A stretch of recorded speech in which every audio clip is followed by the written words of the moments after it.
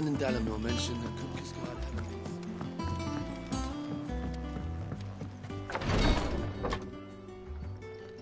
I've done what I can, but the rest is up to you. You need to start taking better care of yourself.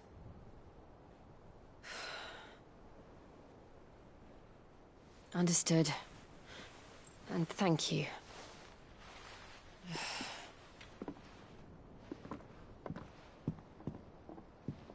The curse has spread. Make sure she rests.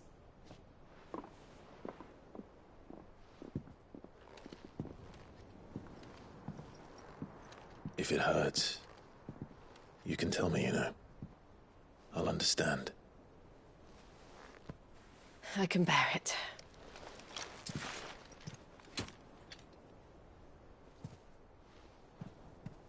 But you shouldn't have to. Not anymore. This isn't just your struggle, Clive. It's ours. And when we see how hard you fight, it inspires us to do the same. Or would you rather we left you to save the world all on your own? No. That's not... Ignore me.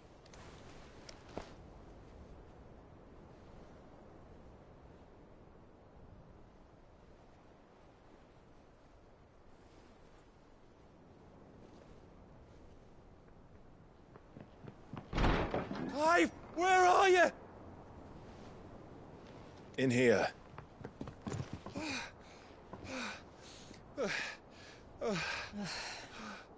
What's wrong? Rosaria's under attack. What?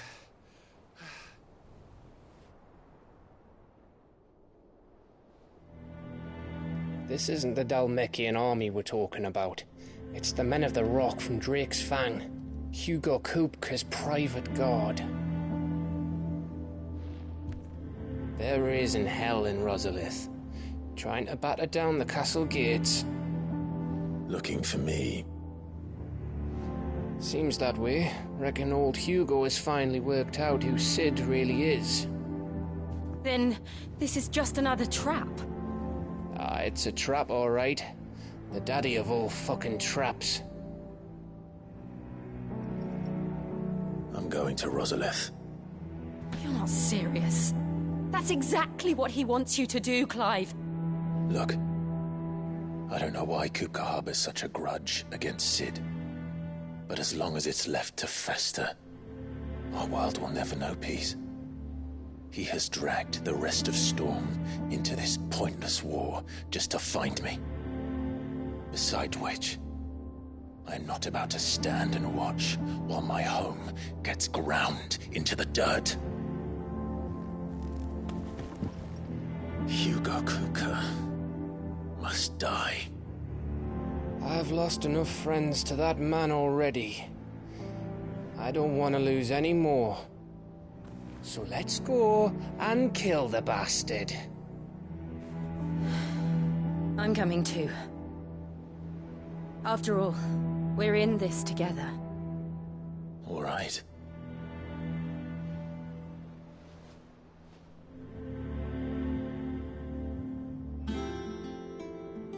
I should probably speak to Otto before leaving.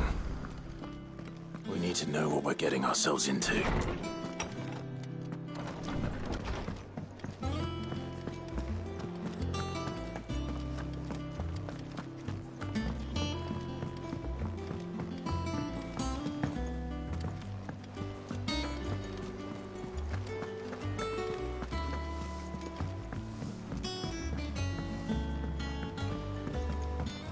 Be ready to leave for Rosalith at a moment's notice.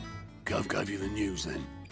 We're leaving for Rosalith, but not before I know exactly what's going on. What have we heard? All sorts. Nobody was expecting the Dalmeks to open up a new front against the Empire, least of all our friends in the provinces. Reports have been rolling in from all over the place, with no two saying the same thing. I've been passing them on to Vivian, in the hope she can make sense of them. If you're set on going, you'll want to talk to her. Understood.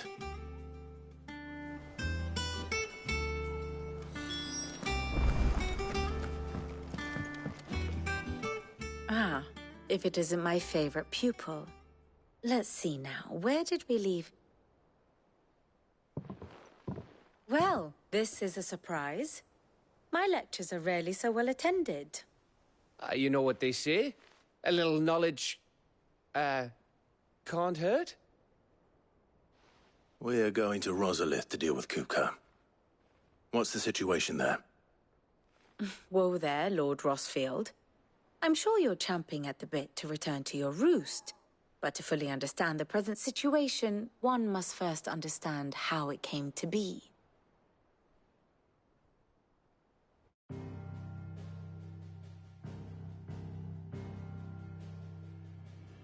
Let us begin with the story of Hugo Kupka, Or the permanent economic advisor to the Dhalmekian government, to give him his formal title.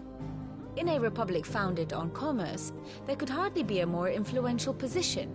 It has granted him both extraordinary wealth and extraordinary power. Not that he ever wanted for the latter. Being Titan's dominant, he is also Dhalmekia's last line of defense, a fact he has used to his considerable advantage. Why, he was even able to pry Drake's Fang, one of the pillars of the Republic, from Parliament's grip. And he was quick to buy the loyalty of the Fang's protectors. Today they are his faithful creatures, a private army in all but name. The self-same army that marches upon Rosarian soil as we speak. By which I mean Imperial soil, not that you need reminding of the fact. Suffice it to say, the Empire's attentions are elsewhere at present, deadlocked as it is with Dhalmekia over its occupation of the Crystalline Dominion, where its legions are now gathered. Scarcely a handful of garrisons remain to secure its western provinces, and half of them left after the fall of Drake's Breath. With the threat of the Ironblood thus diminished, they had little cause to fear a maritime invasion. And so today, only a token force guards the former duchy's shores, as Kupka was quick to descry. He landed his troops on the Rosarian coast without encountering so much as a single ship. All for you, Clive. He wants your head. And so he and his men advance upon Rosalith, not to capture the province, but to draw you out.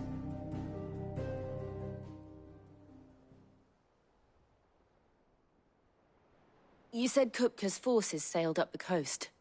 What of Port Isolde, then? Is the city safe? Quite, according to the Guardians of the Flame.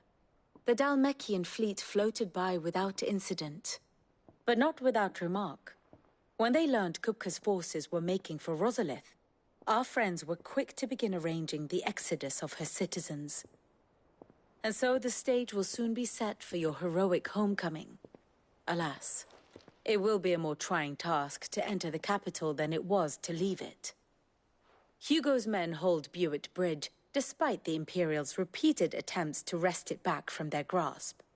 And they were careful not to repeat the Empire's mistake in neglecting their coastal defenses. The seas around Rosalith are firmly under Dhalmekian control. So tell me, pupil mine, what do you believe to be the best route to Rosalith? The north. We cross the northern border near Phoenix Gate, then take the road through Stillwind down to the capital. Hardly the quickest route, but at least we won't be spotted. A little local knowledge goes a long way, and so must you. We'd best get a move on, then. Oh, will you be going too? Aye. I've been waiting a long time to give that fucker a taste of his own medicine. I would have missed this for the world. All right. We should be on our way. Lead on.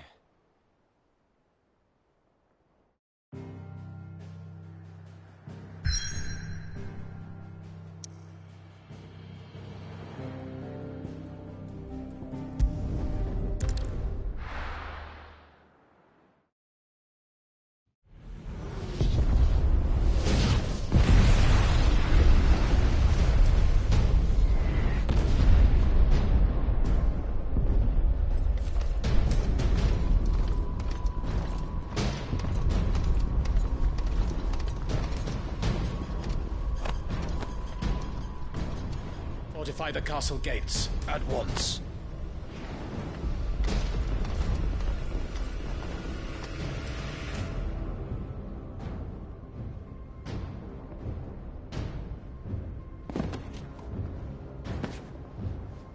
Hugo and his men have been busy. They've already breached the castle's outer wall. The Imperials are holding the ground for now, but it's only a matter of time before the keep falls. Those fuckers really went to town on this place. Almost like they want to wipe it off the map. Just a means to an end.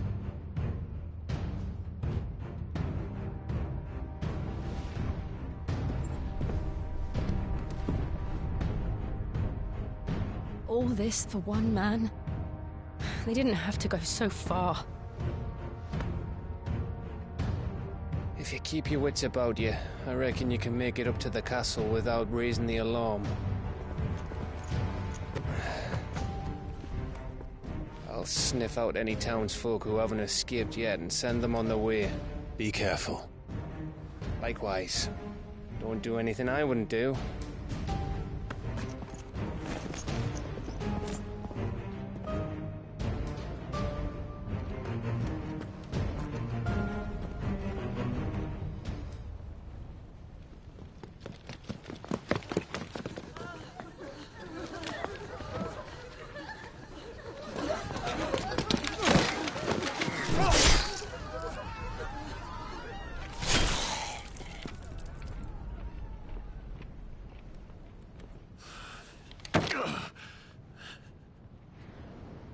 I thought I was ready for this, but... I know. It's like a nightmare. This was our home. Come on, Clive. We have to keep going.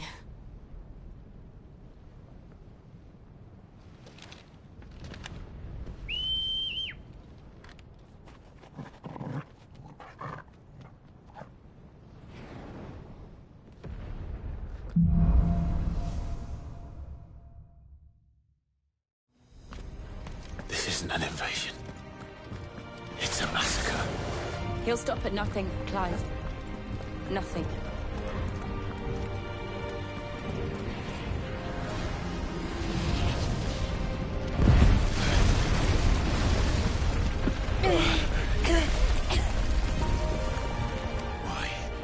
Why do this?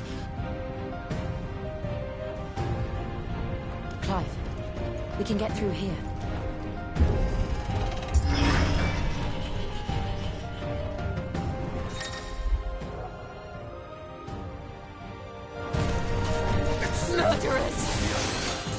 There's only one fitting punishment.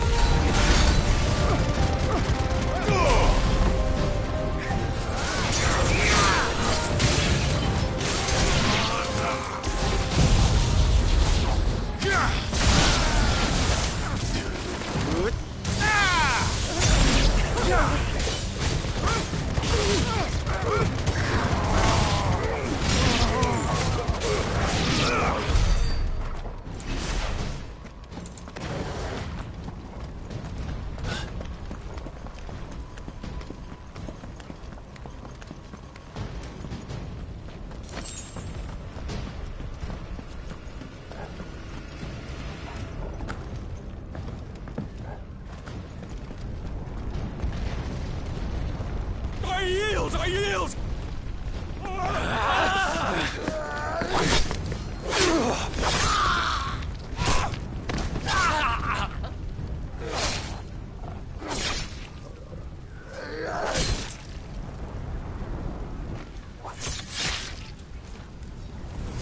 Look what we have here. Gentlemen!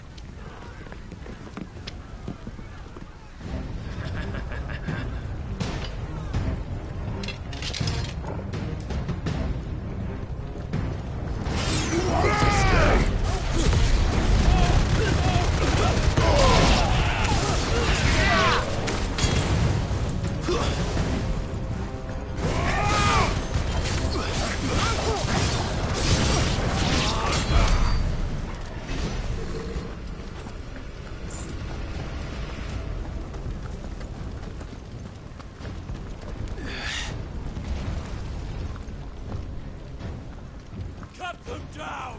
With me, then! For the Emperor! Out of our way!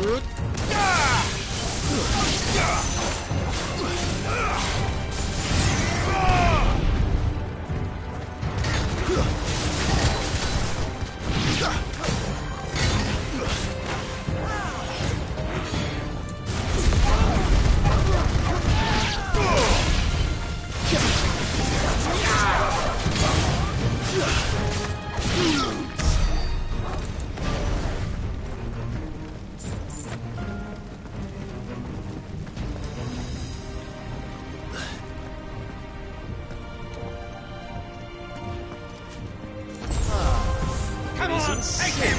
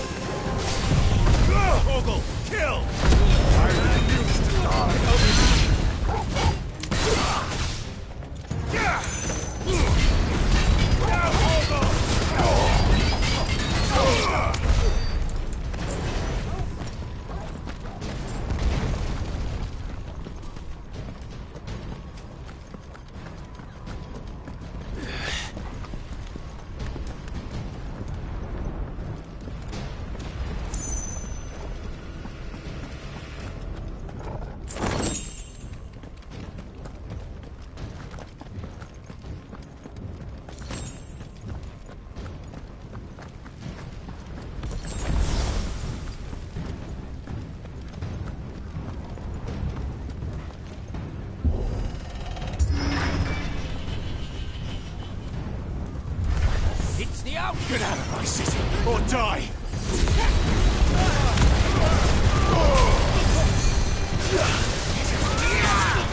It's over!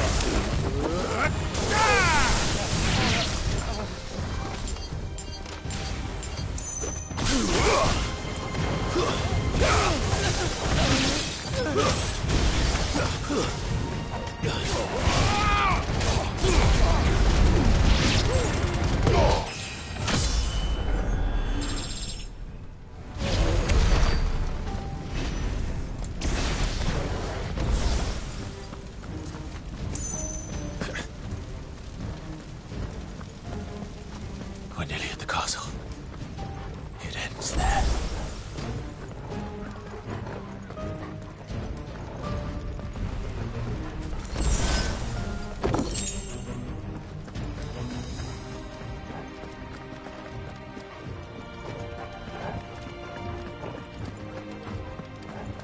He's here!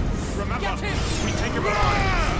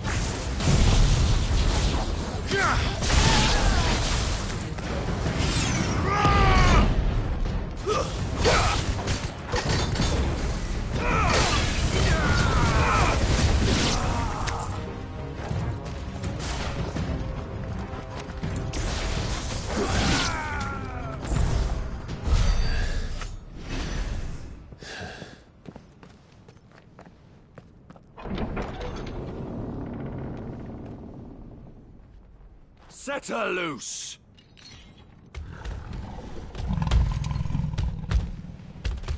They have a curl.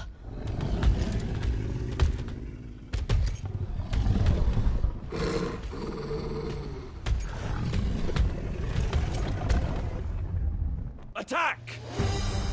Ready? What do you think?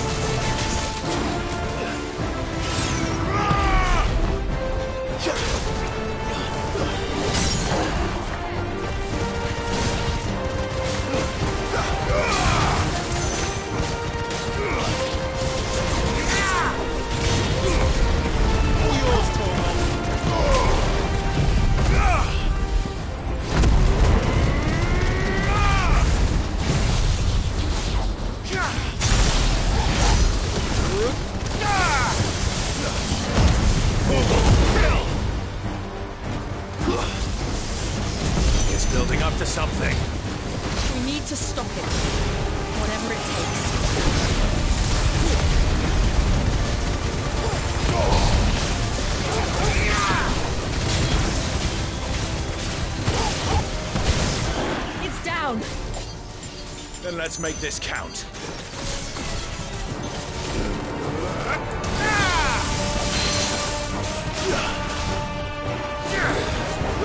All yours, Torvald.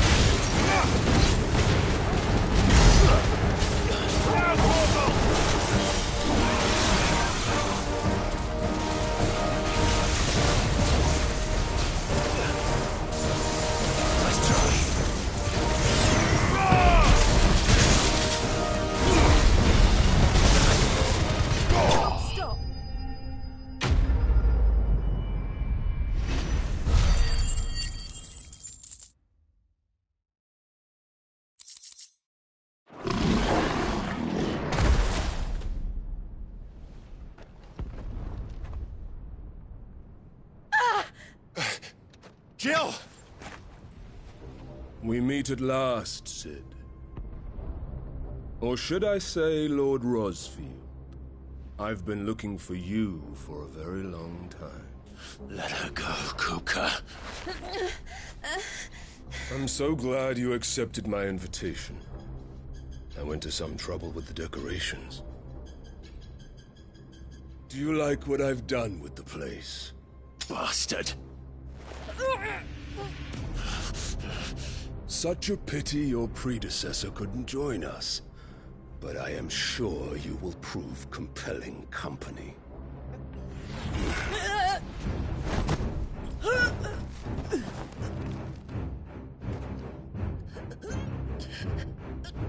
Be still, little snowflake. I would not have you melt before your starring moment.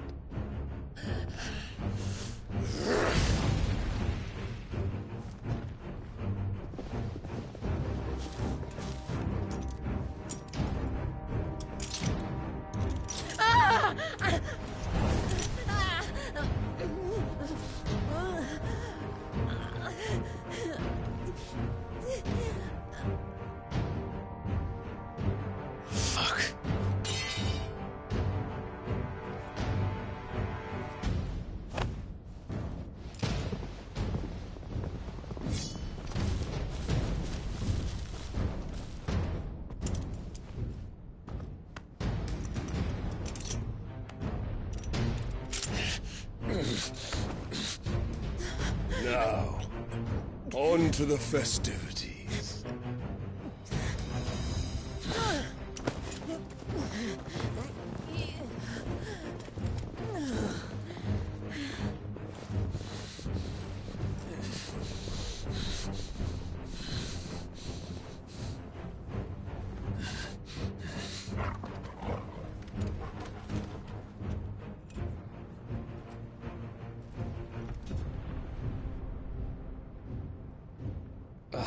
That's just great, that is. I suppose it's up to me, then.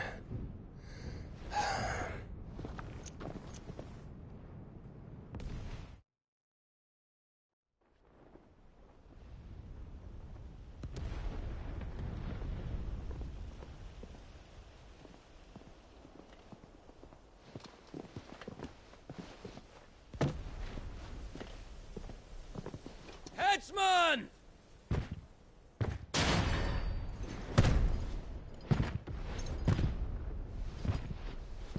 Where do you want me? You! Bring the prisoner!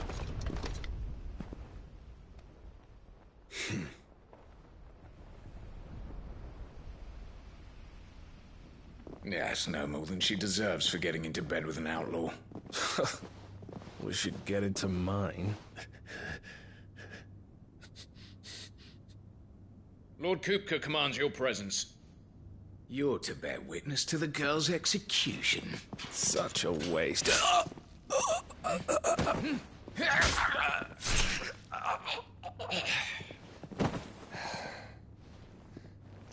Gav! Shh!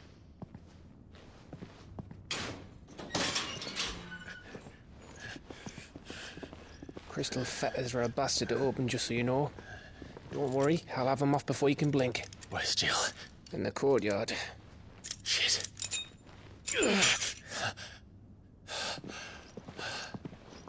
We have to hurry.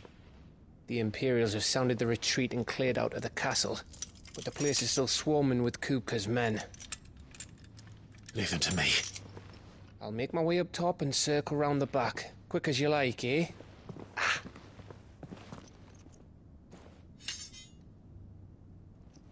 Nearly forgot.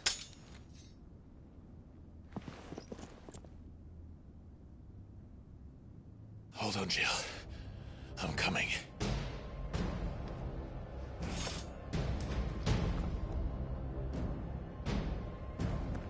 I have to get to the courtyard.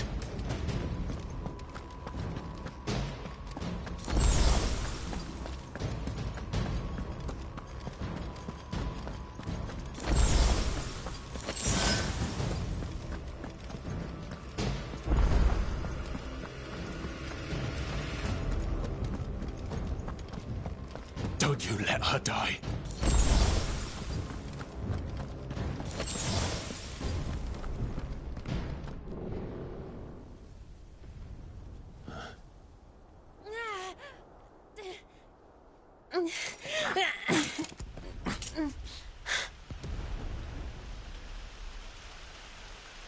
I hope you've got a plan, Clive, because we are fucked if you don't.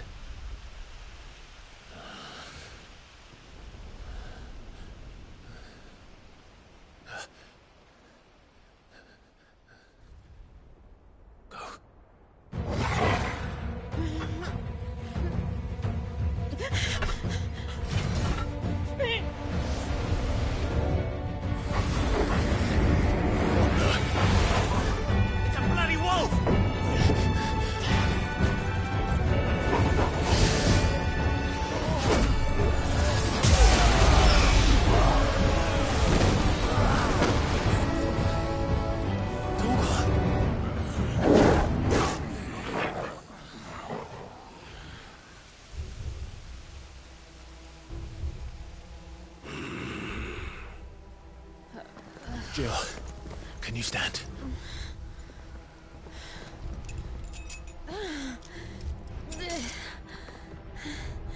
Come, Lord Rosfield.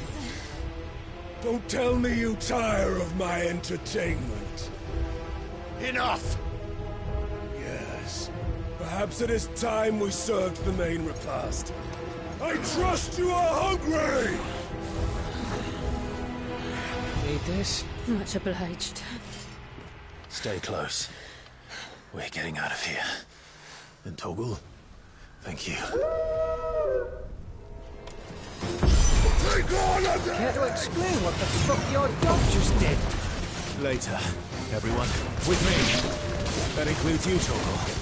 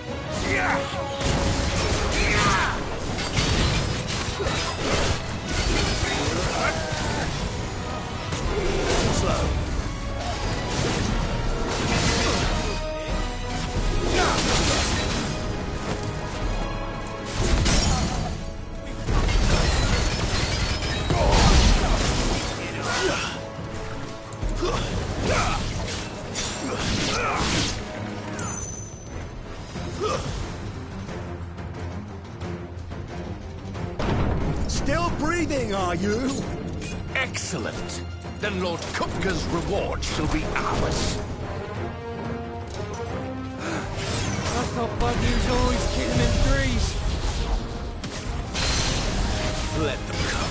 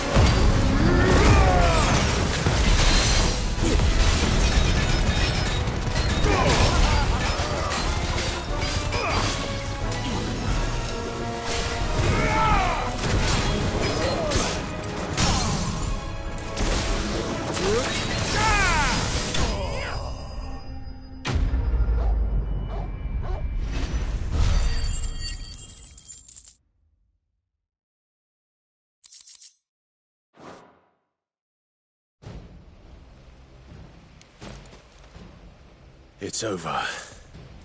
For now. But I bet that wasn't the last of them. And they won't stop hunting us until Kupka's dead. So you get in there and finish the job, eh? Go on. If they come again, we'll hold them back. All right. But be careful.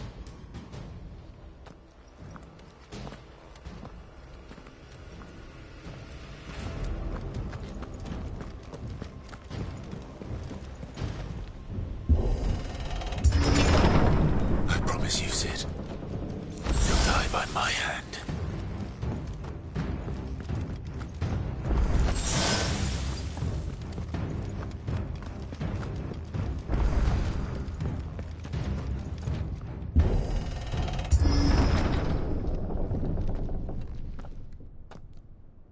Kupka. You're late. Trouble on the way? Just enjoying your entertainment. How gratifying.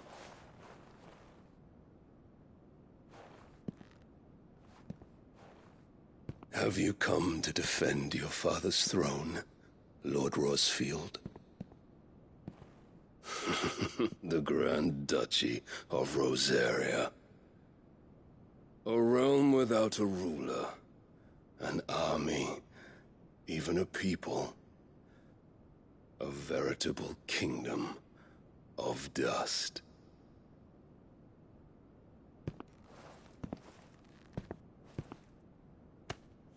Truly, I see no throne to defend.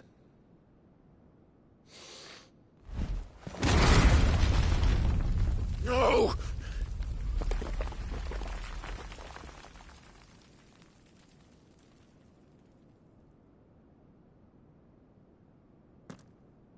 Enough of your games, Kupka. Just tell me what you want. Sid's head in a box. Imagine my disappointment when I learned that he met his end at the hand of another. And my relief to learn that you had taken up his thrice-damned name.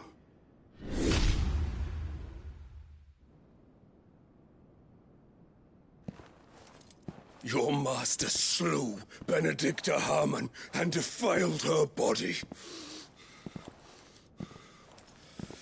If you choose to bear that murderer's name, then you shall answer for his crimes. The only crimes I shall answer for are my own. Sid did everything in his power to save that woman, though she was long past saving. And so I did what he couldn't. It was me all along, Hugo. It was you.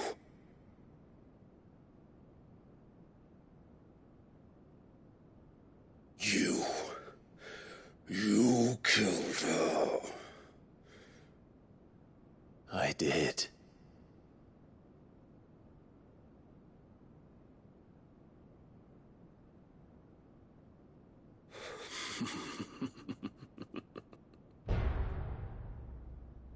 Then I am fortunate indeed. I had thought the most I could wish for was to take the life of one he loved, just as he did to me. But it seems I was wrong. And I shall have my revenge. We shared a dream! I would be the king of the world!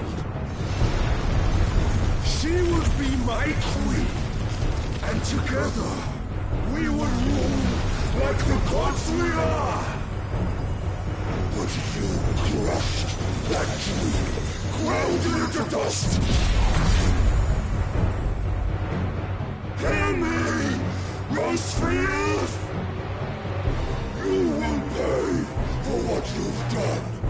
I'll tear you apart with my bare hands! And what of you?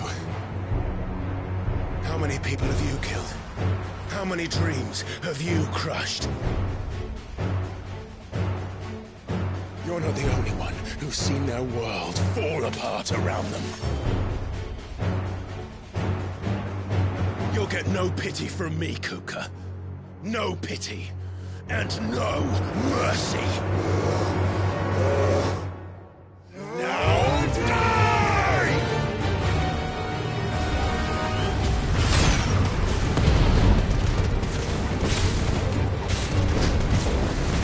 This time, you know! dare to cross me? Cross! I'll kill you! Too slow. Ramuh!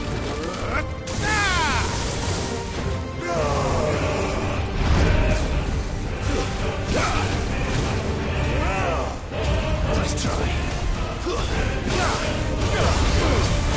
Wake up!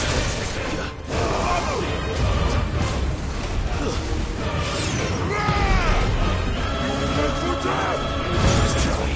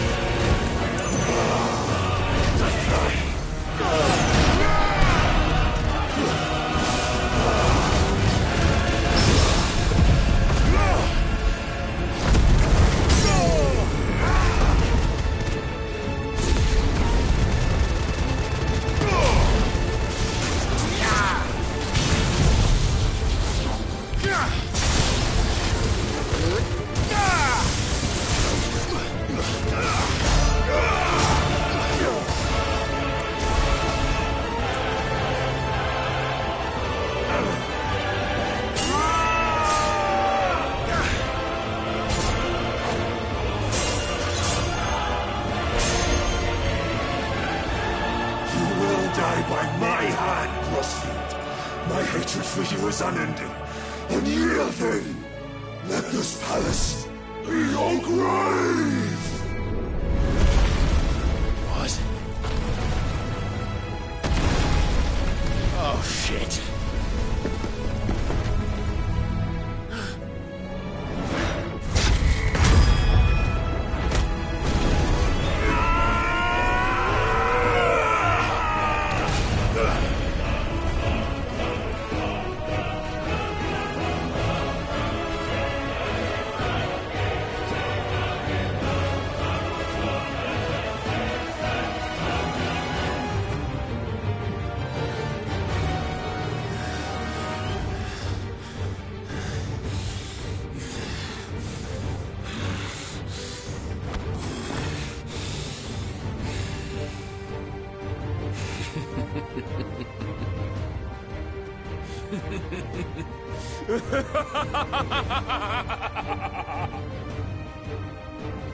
The world has chosen. I am in my element. There's no escape. The earth will always be my domain.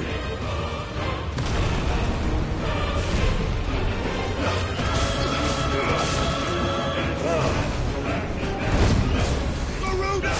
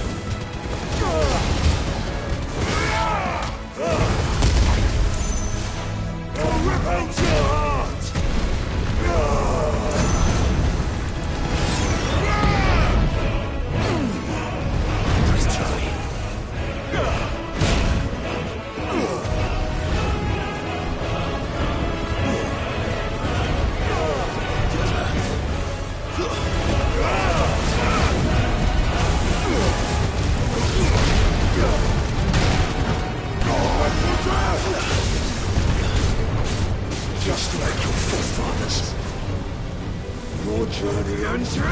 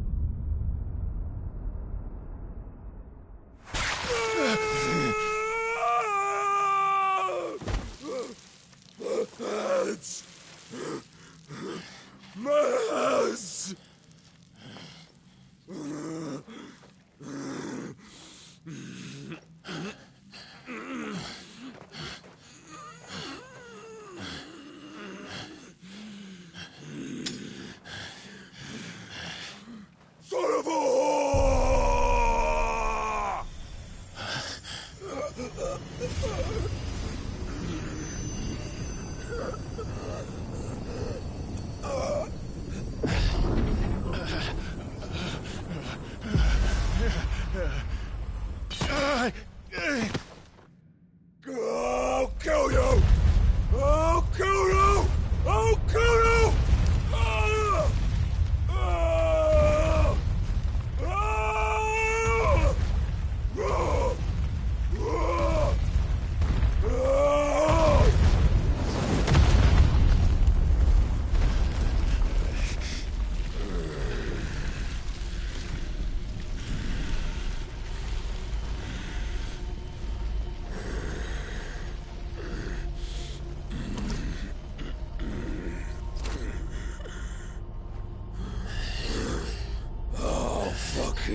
Kill you.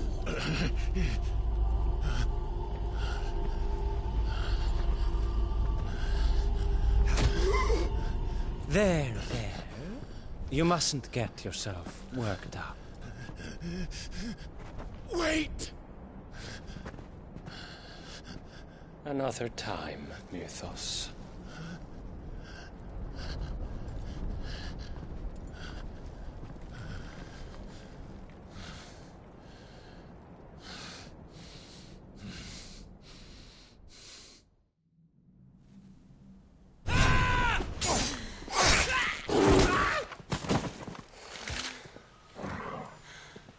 Is that all of them? I think so. Well, load of scum. Who the fuck invited them? Not that that's the biggest surprise we've had today. Where did you learn to do that, Toggle? Not telling, eh? Suit yourself. Gav, we have to find Clive. Right, sorry.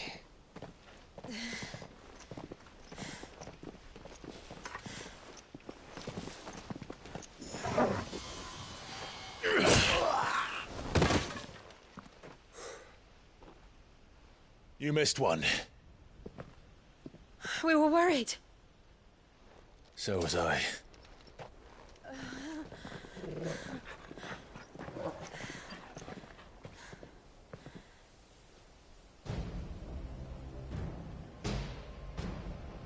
I was so close. If it hadn't been for my gift, I would have finished him. I'm just glad you got out of there alive. When did the Royalists arrive? Right after you went inside. Just when we thought we were shot of Titans, lot. In pile Odins. Not enough of them to worry us, though. No. You didn't see the one who took Kupka away. So, what? You think they came here to save him? Well, I'll be fucked if I know what's going on, but every minute we spend racking our brains, that bastard's getting further away.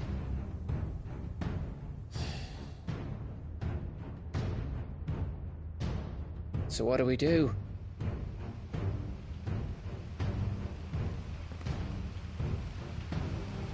We go back to the hideaway. I'm too tired to think.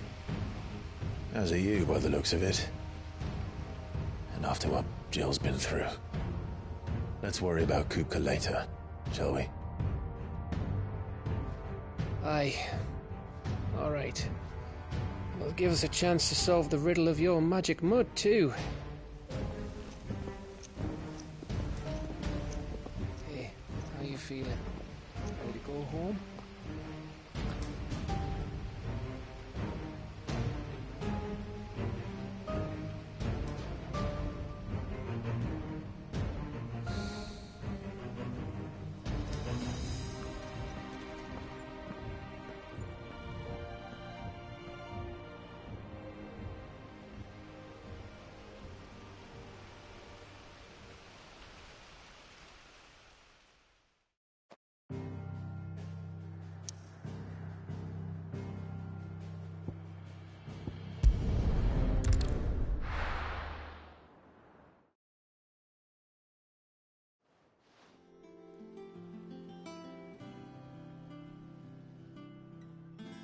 Just look at the state of you.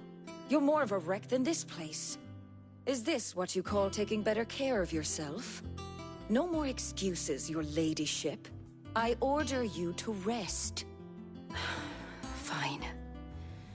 I'll rest.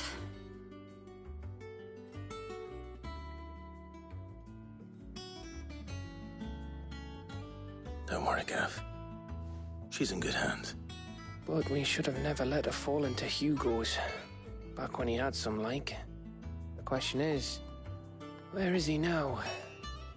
And what the hell were those royalists doing there? I was wondering about that all the way home. Otto may have heard something. I'll talk to him. And I'll talk to Tomes. The lawsman? About what? About your faithful hound, for a start. If any four-legged friend's ever done that before, I'm betting Tomes will have read about it. But what I want to know is, what happens afterwards? It's all well and good Torgal saving our arses, but if it costs him what it cost Jill... Right. Let me know if you learn anything. Will do. And you do the same, eh?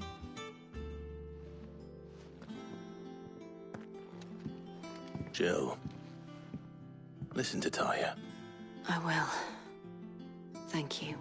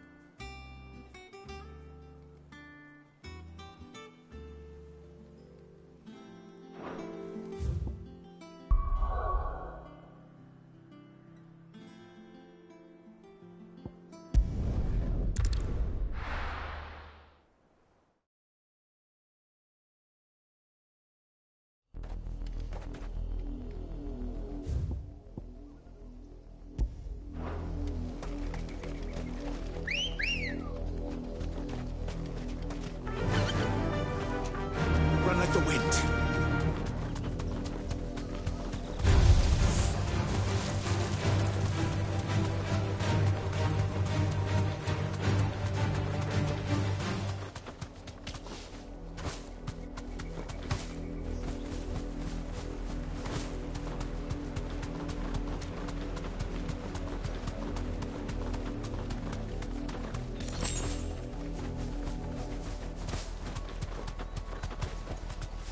Straight home now.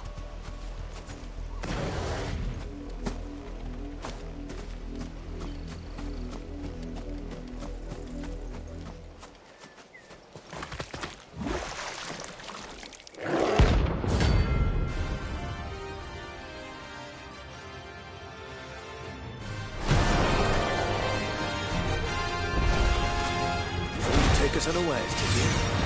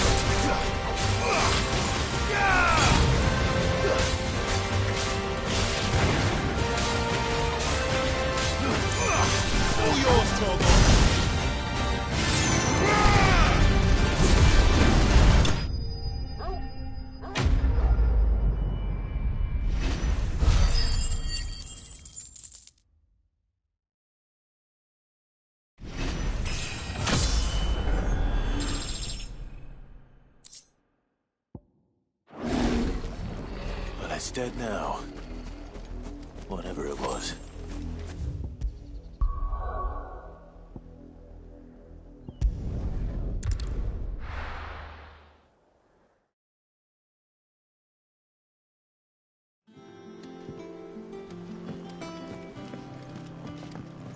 Jill looked white as a sheet when they put her.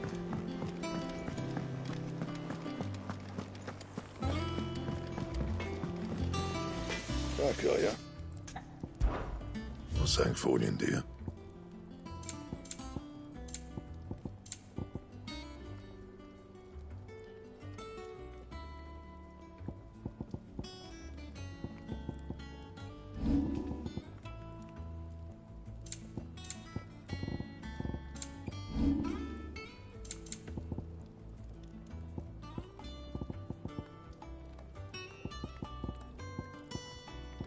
And?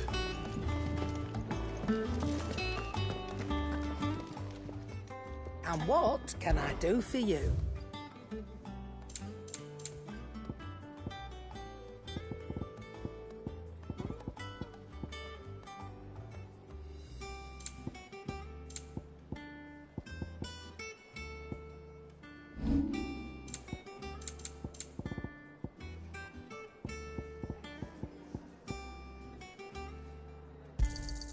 You got out else? I reckon I can find a buyer. You got out else? Come again. Or don't.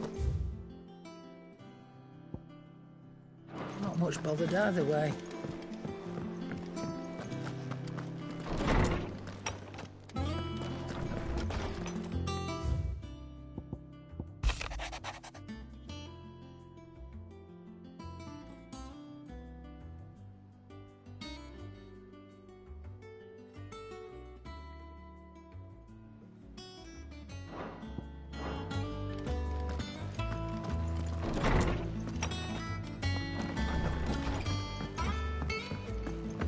It's all right. Sid has nothing to fear.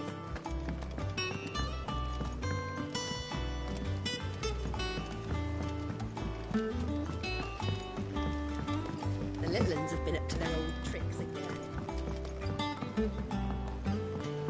Not all of the nobles made it out alive.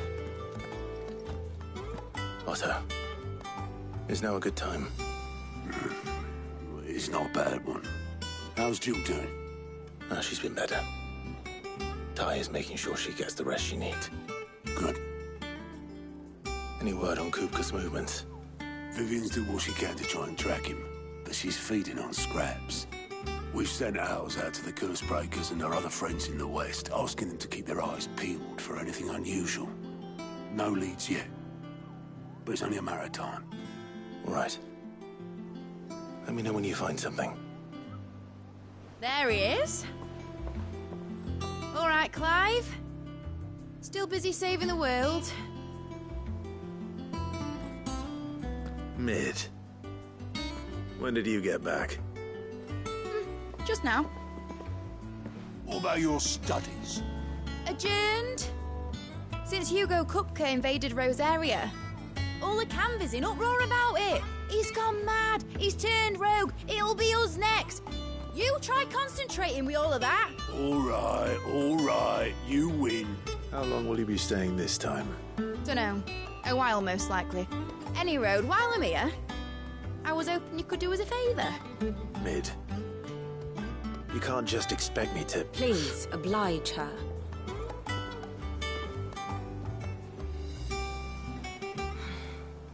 While we are busy tracking down Kupka, you should have a little time to spare. Professor! Now there's a face I ain't seen in a while. Shouldn't you have it buried in a dusty old tome? I did, till a familiar trill pricked my ears. As ever, your exuberance is a breath of fresh air, which successfully scattered the painstakingly assembled fragments of my thoughts. I'll take that as a compliment. Well, Clive, you heard the Professor. So, I'll meet you in the storeroom when you're done. Wait, hold on. Breath of fresh air. Bloody tempest, more like.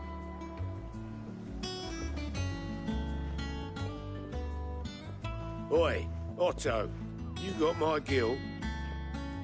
Huh? What are you on about? My fee for bringing Mid across. She said you were paying.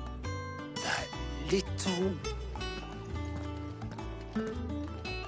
The storeroom, was it?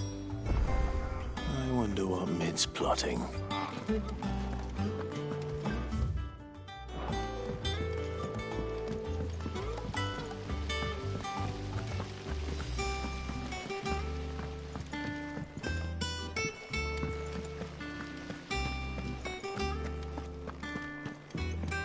Shouldn't you be getting some rest soon?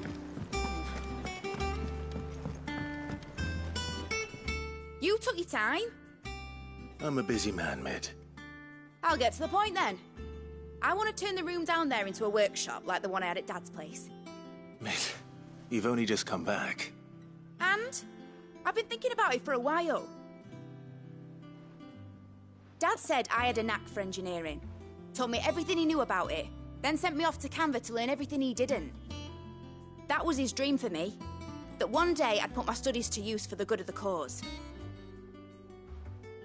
But I'm helping no one stuck at school. I've studied enough. It's time I put my knack to work. I know that I can help the people here, and I want to do it. Well, well, well. If Sid could see you now. All right. I'll tell Otto you'll be staying. I knew you'd say yes. Which is why I wrote up a list of jobs for you. For me? Who else? What do you want me to do? First things first, I need equipment and materials to start making my own. There's the designs for the stuff I need, and the stuff it needs smithing from. The other materials I can work myself. Just need a generous benefactor to lay them on for me. Apart from the wood, I'll need a carpenter for that, but I can just borrow yours. Is that everything? For now. I'll let you know if I need out else.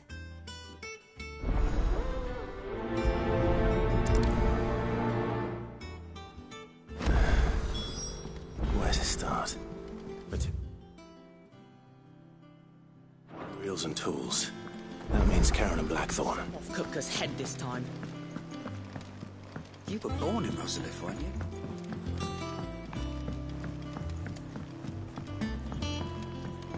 How's it coming along? Nearly there.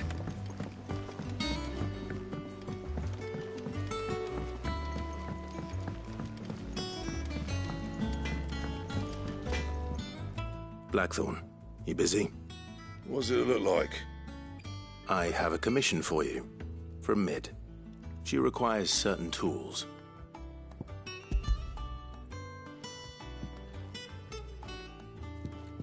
Do you think you can make them? Bloody hell. What's she planning to build with this stuff? An airship? I'll see what I can do. Tell her I'll bring them over when I'm done. If I ever am. My thanks. And Mid's, no doubt.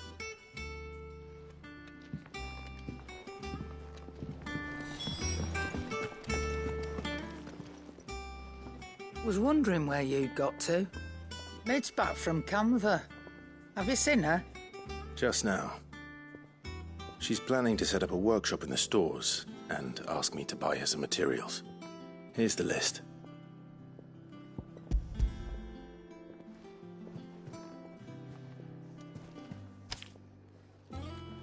Think you can find everything on there? This lot. Wouldn't be much of a trader if I couldn't. Excellent. As for payment... It's paid. 100 times over by what that girl's done for us. If it weren't for her filters, we'd have naught to drink but blight water, and that would have drained the life out of us long ago. Indeed it would. I'll send the stuff on to Mid when it comes in.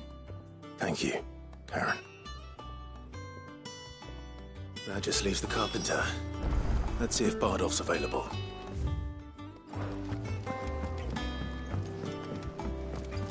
Jill looked white as a sheet.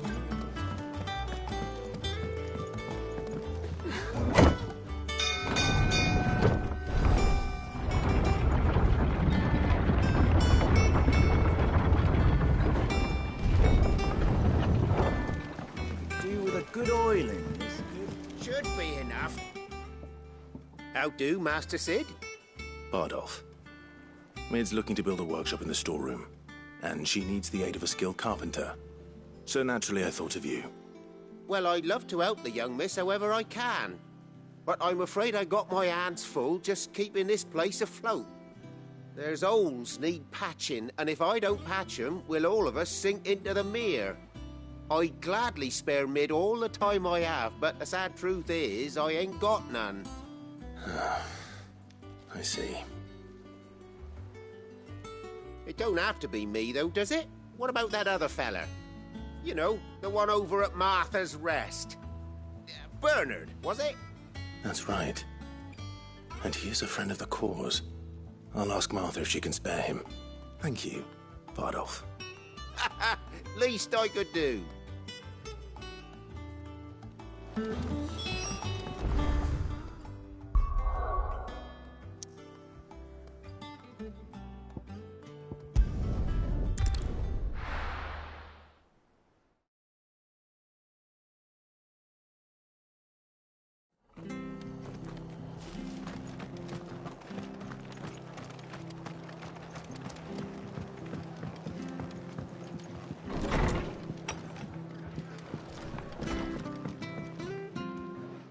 Clive, what brings you to the rest?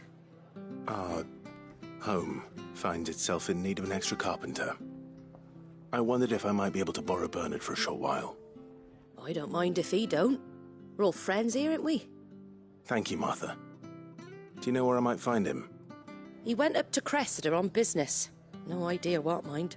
The place is a ruin. Far as I know, he's still there. I'll look for him there, then.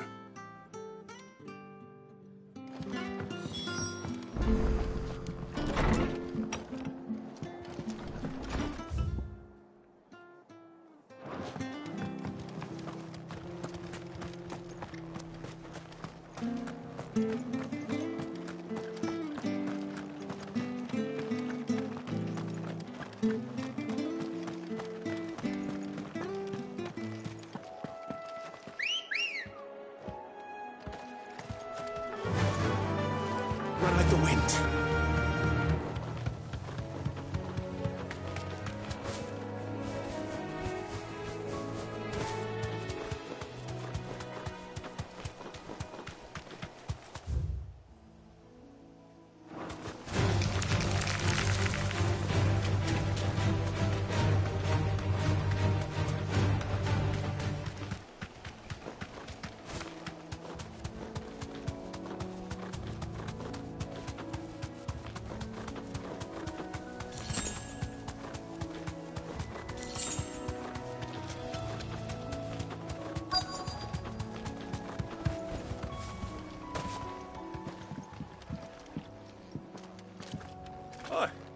If it ain't the lad who saved my life. What brings you to a place like this? You do, Bernard. Martha said I might find you here. I have a proposition for you. Oh, do you now?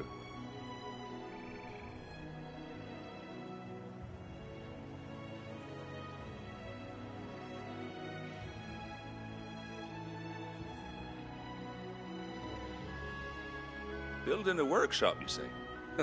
Well, that beats tacking boards to bridges, sure enough. And if Martha didn't mind me being gone a while, then neither do I. You just tell me where you want me.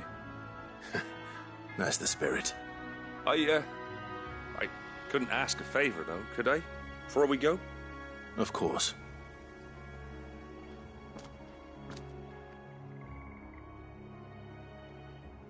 Well, that there is Cressida, where I grew up. Ain't much left of it now, though. Except my parents' graves. But I came up here hoping to visit. I even patched up the bridge to get across. Only to find the place crawling with fiends. But you're a dab hand when it comes to dealing with beasts and bogles, ain't you? Any chance you could, It's the least I can do. Well, thank you kindly. And take care.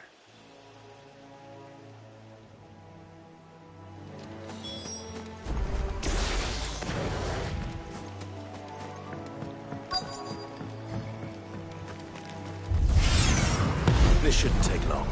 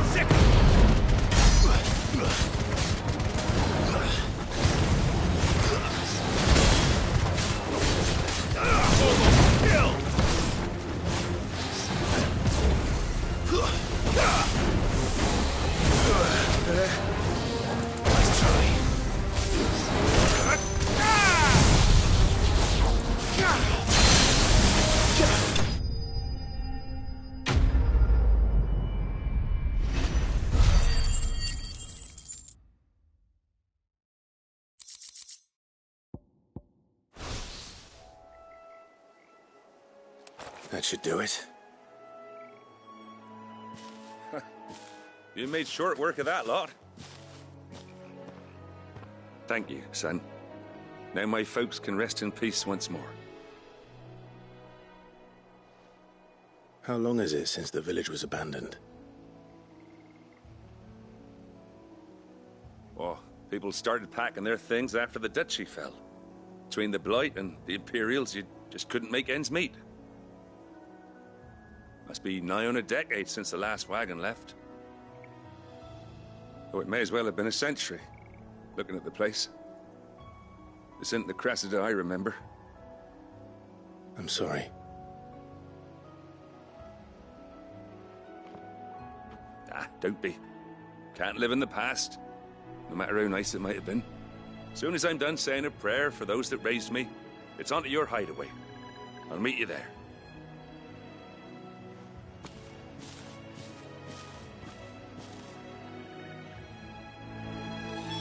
That should take care of Mid's little list. Better head back before she thinks of anything else.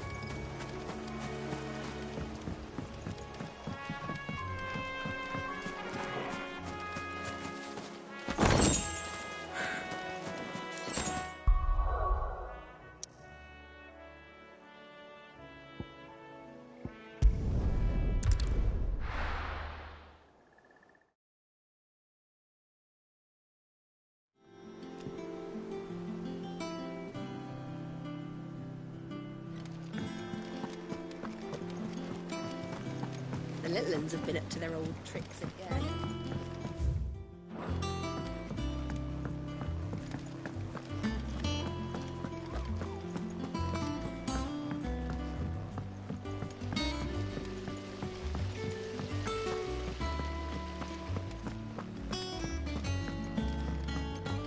Shouldn't you be getting some rest?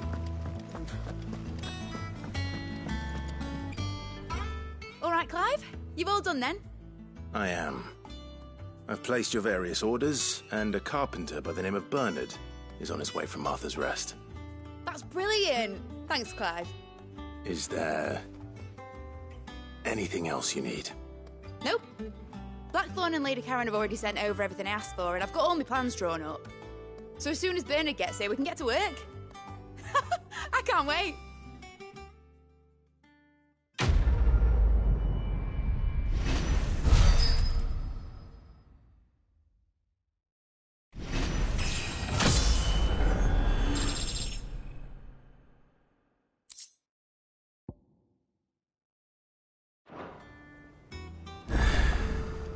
That's my good deed for the day done. Let's see how... How's faring?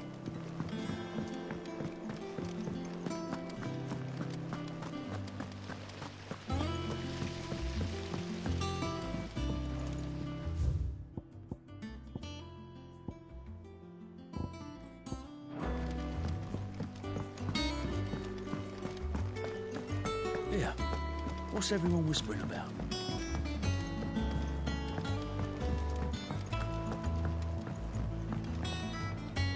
Do you have a moment, Sid? A team of curse breakers has gone missing near Northreach. Which team? Coles. They were sent to liberate a carriage of bearers before they could be smuggled to market. They were moving in for their assault when the carriage was attacked by goblins.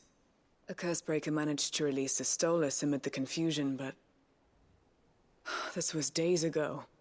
They should be back by now, but I've heard nothing from any of them. I can't help but worry that... They know the work is dangerous. But I'm sure they're fine. But what if I've got them all killed? Before they go out, I always remind them why we're doing this, what they escaped, and what we're freeing people from. But I never really thought how my words might affect them. What risks they might take because of the things I've said. I'll go and find them.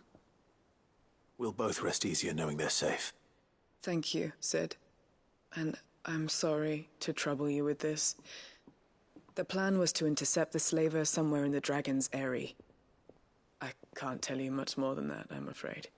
That should be enough to go on. If they were there, Torgal will track them down.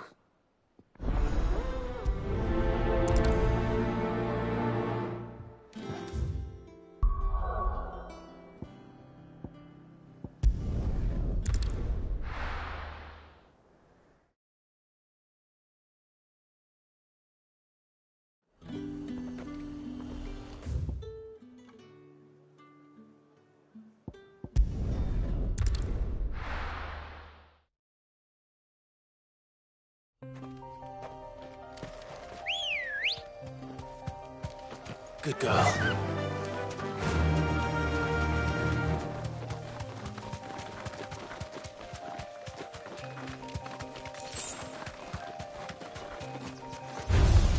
Time to fight. You deserve a rest. Fire!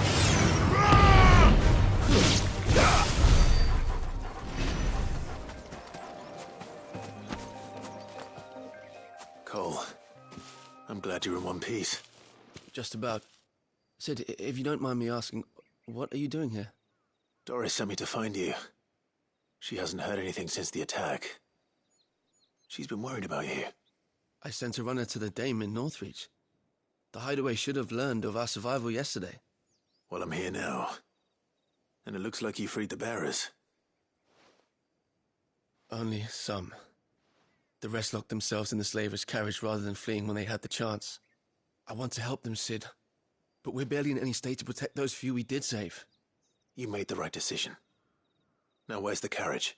The goblins may still be out there. You have duties to attend to here.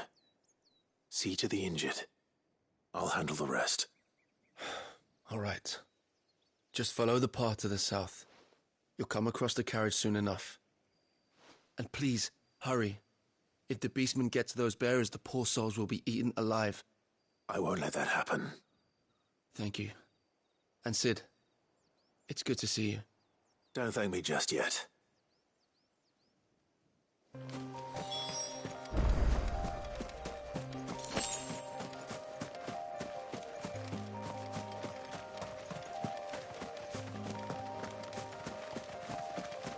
They're trying to get into the carriage. Go,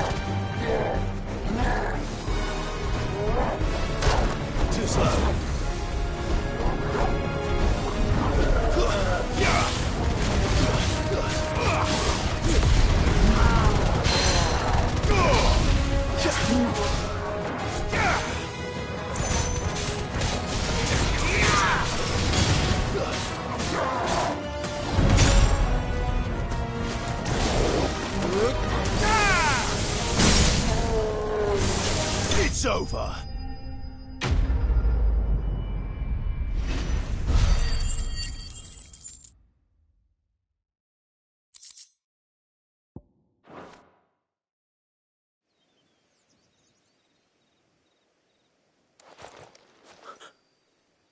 Who are you? A friend. Are there any more survivors? Why didn't you flee with the others?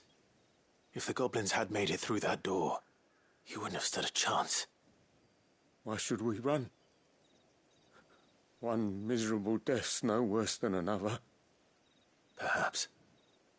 But we're here to give you another choice. Freedom, safety, the life you've been denied. Come with us. Let us protect you. Sid, I couldn't just let you... You weren't too late then. Thank the gods. This man risked his life to save yours. To give you a second chance. Fine. Do with us what you will. What we'll do with you is take you to safety. After that, it's up to you. Your lives are your own now. You can leave the rest to us, Sid. We'll get everyone back to the hideaway. Thank you. I'll let Doris know we're expecting new arrivals.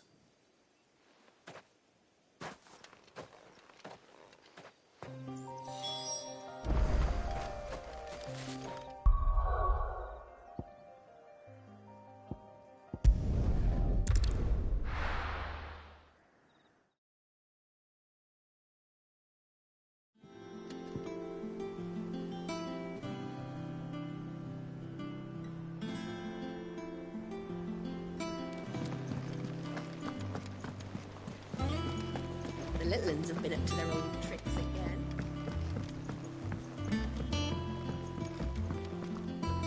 Sid, welcome back.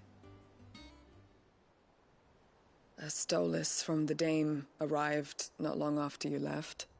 If I'd just waited a little longer, I might have been able to deal with things myself. Or maybe I wouldn't.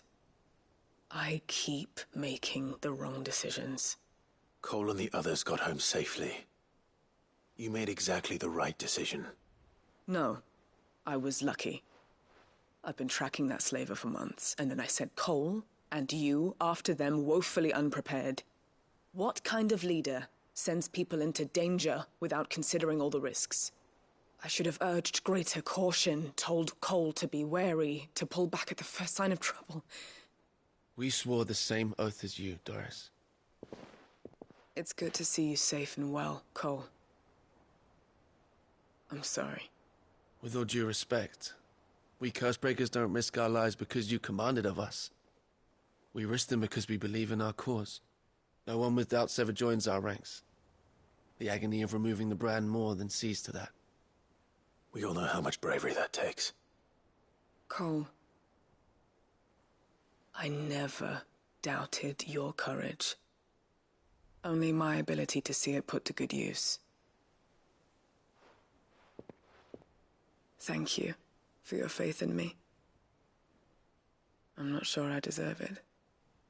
I sometimes wonder if I might prefer to risk death alongside the others than ask it of them. But I'm a Cursebreaker. I swore an oath too. I have a role to play, and I must trust that I'm the right one to play it. You will. In time.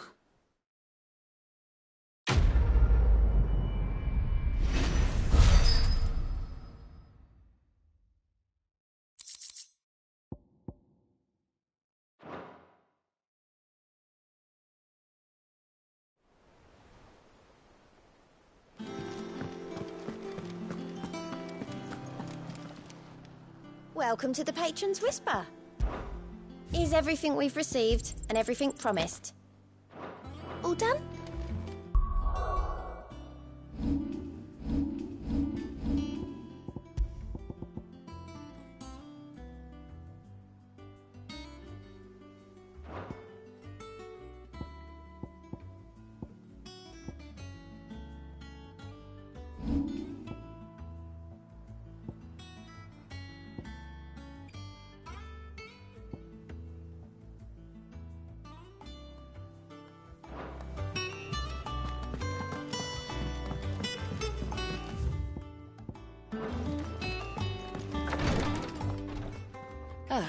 Clive.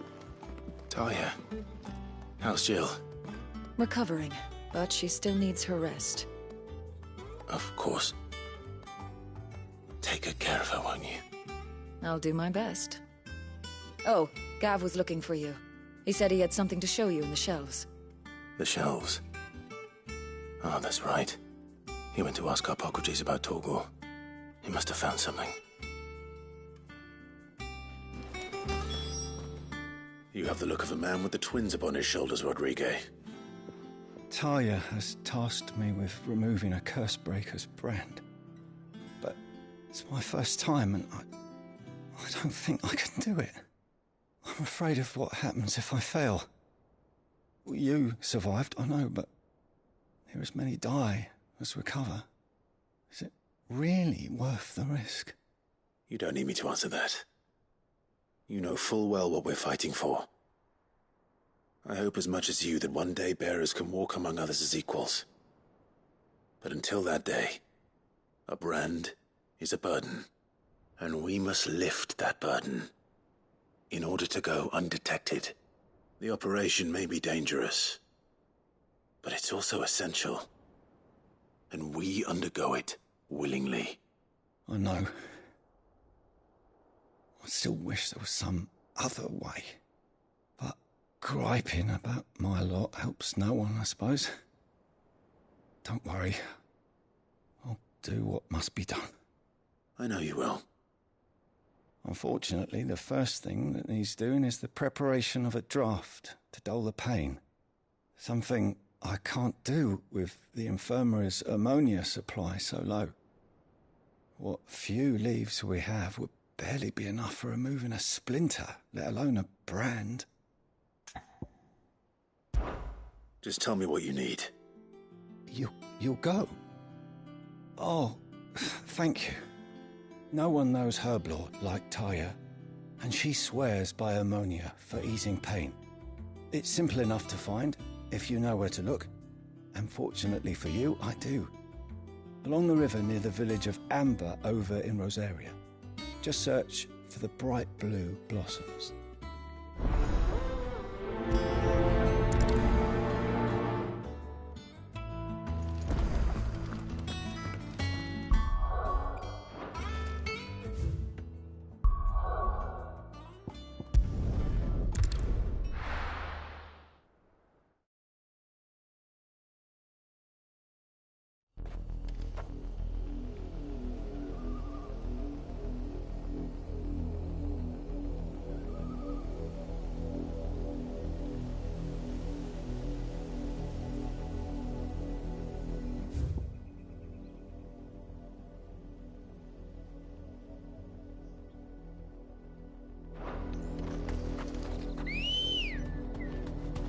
Let's go.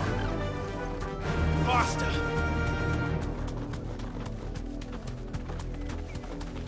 The river was easy enough to find. Now for those herbs.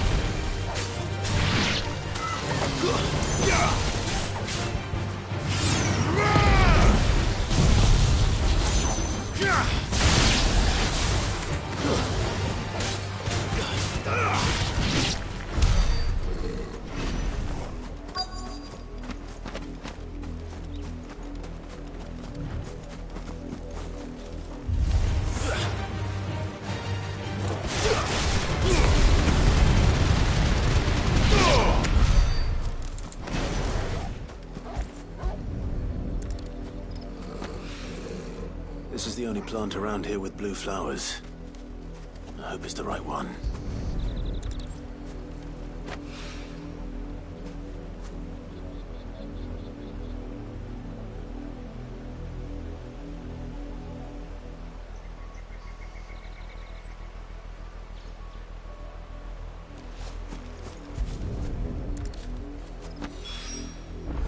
Be enough to keep the infirmary stocked for a while.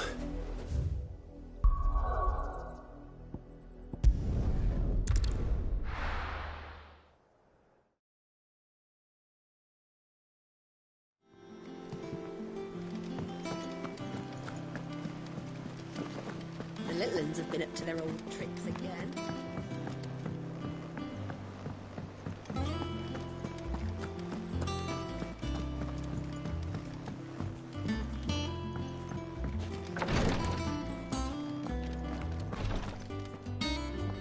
I hope you didn't have too much trouble finding the ammonia. Only the usual. Oh, yes. This is it. And more than I was expecting. I dare say the patient won't feel a thing. That is, unless I... You'll do fine. Taya trusts you. Which means I trust you. The hideaway would be lost without skilled physicers like yourself. Thank you for the kind words. Truly. But... I'm sorry. I'm still terrified. The brand is more than just ink on flesh. It's a death sentence. Milk of the wyvern tail lurking just below the surface of the skin. One ill-conceived incision, a single slip, and the poison fouls the patient's blood. Failure means death, and even success means tremendous pain. Days of agony as the wound heals. I became a physiker to help people, not to kill them. I don't want to kill anyone.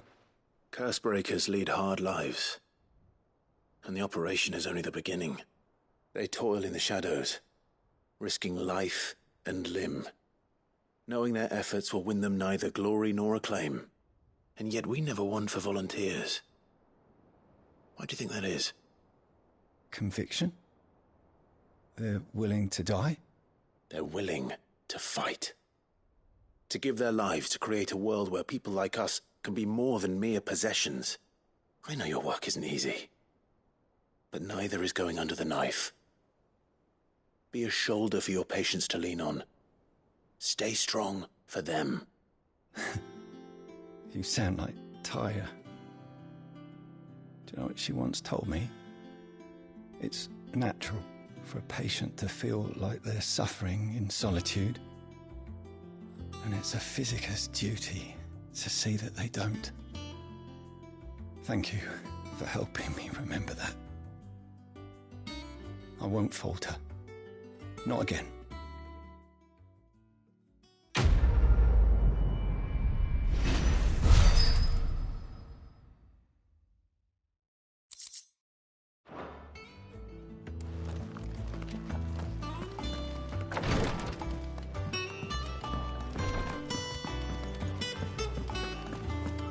Here, what's everyone whispering about?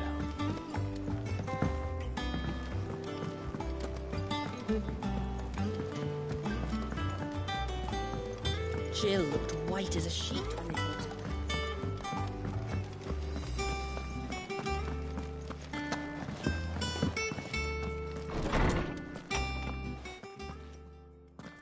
Clive, where have you been? I've been wanting to ask you something about Torgal. Where did you get him, like, in the first place? My father brought him back from one of his expeditions into the Northern Territories. They were crossing a snowfield when they heard his cries, and, seeing no sign of his pack, they took him in. What do you reckon, Torms? It certainly adds weight to the theory. Clive, I believe that Torgal may be no mere hound, but a rare frostwolf, an animal native to the far northern reaches of Valisthea. In one of our oldest bestiaries, I found reference to a frostwolf who served as guardian to an ancient queen of the north. Such was his mastery over ether, he could cast magics on command. His name was Fenrir. Fenrir the Frostwolf. Now, the annals do not state it explicitly, but I have reason to believe this queen was a dominant of Shiva, a girl from the Northern Territories and her faithful hound. One awakens as the dominant of Shiva, and the other?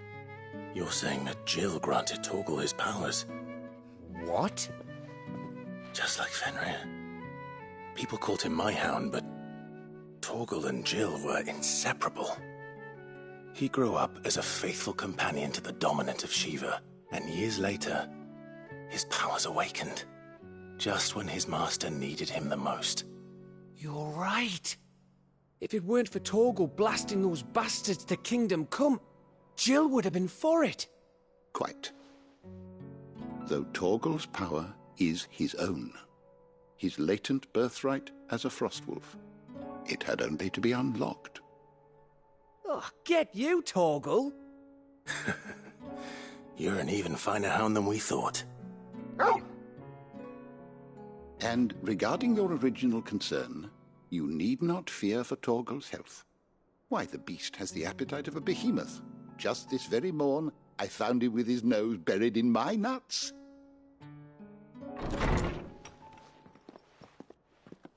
There you are! I've been looking everywhere for you. Bernard's here. I need you to introduce us so we can get to work. I shan't be a moment.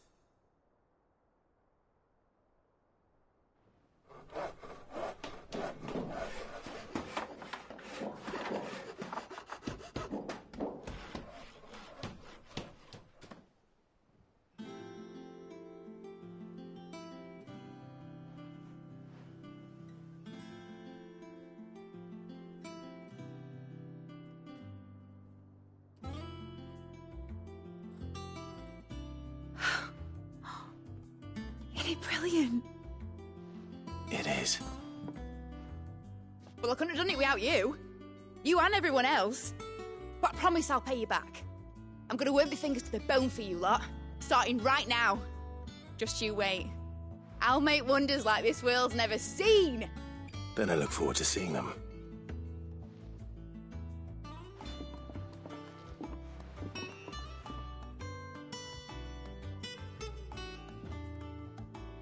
Now that that's settled, I wonder if Vivian's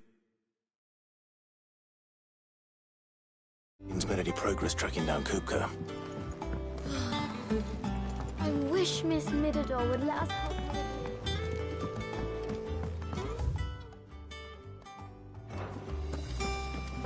I think I'll wait till Midsole Wales take it to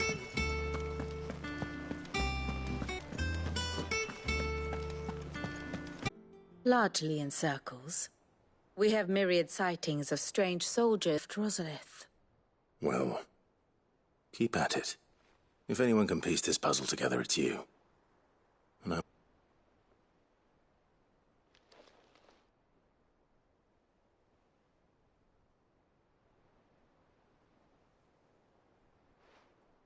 What? Here? Would that be a problem? Do you know, Clive, I believe it a mercy that you didn't inherit your father's throne. It's crown. That is a relief. Clive, have you got a minute? We, have a guest. A guest?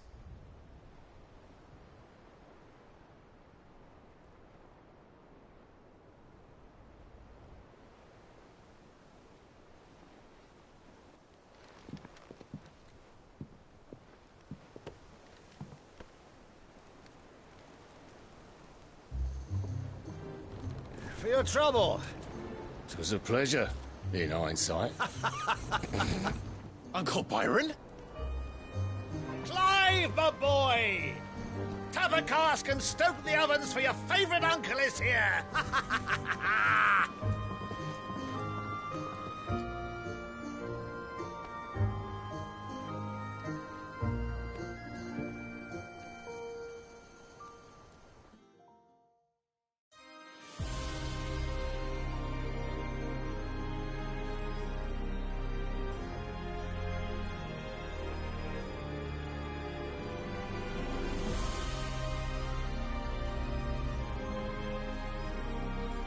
Dhalmekian government sues for peace.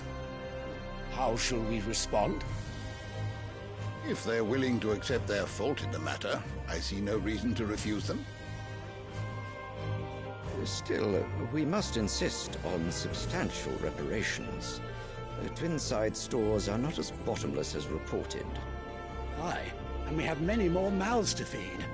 We shall just have to have the Dhalmekians empty their treasuries for us.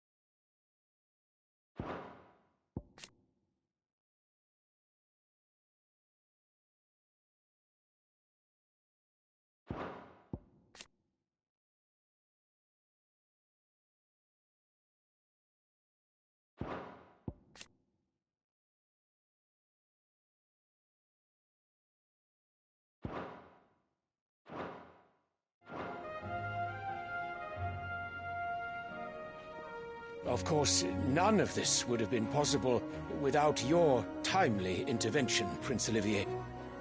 Indeed, I doubt any of us would have had the courage to trade words with the mighty Titan, nor less the wit to win him over. The Empire owes you a great debt. May the blessing of the crystals go with you, Your Highness. May the blessing of the crystals go with you. Very good.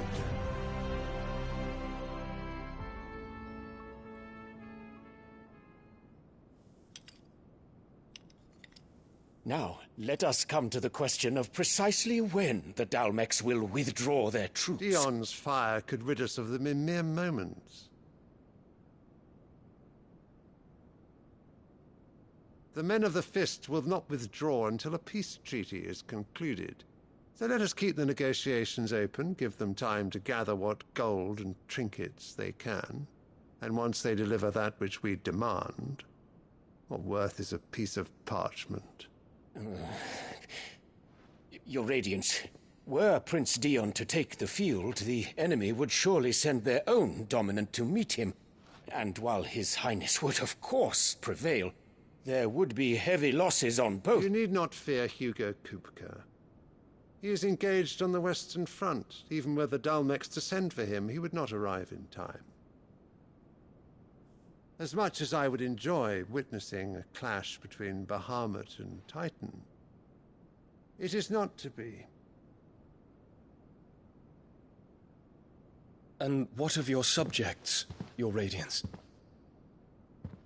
If the fighting spread to the city proper, the people would bear the brunt of it. There will be losses, it is true. Yet for every citizen who falls, another can be bred. For every home that burns, another can be built. The Empire will live on.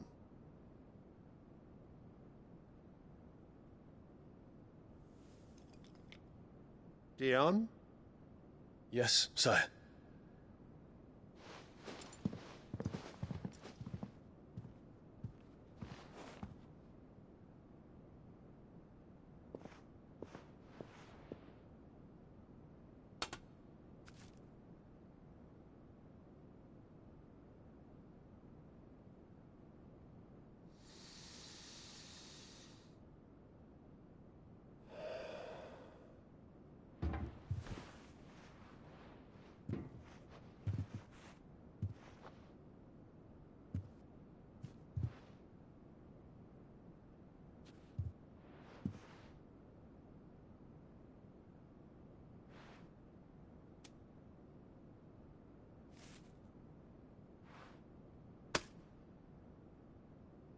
Prepare for battle.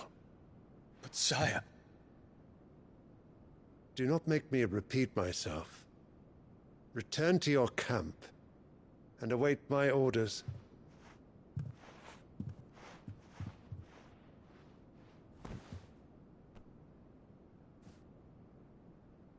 If that is your wish, your Radiance, I shall depart at once.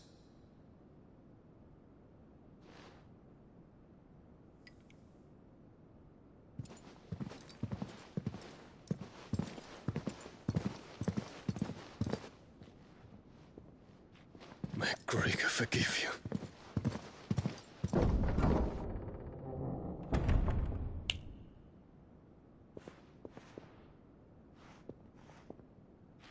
What do the astrologers augur?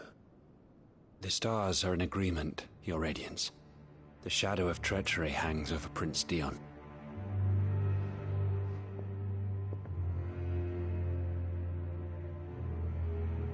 So Annabella's tales were true. You disappoint me, Dion.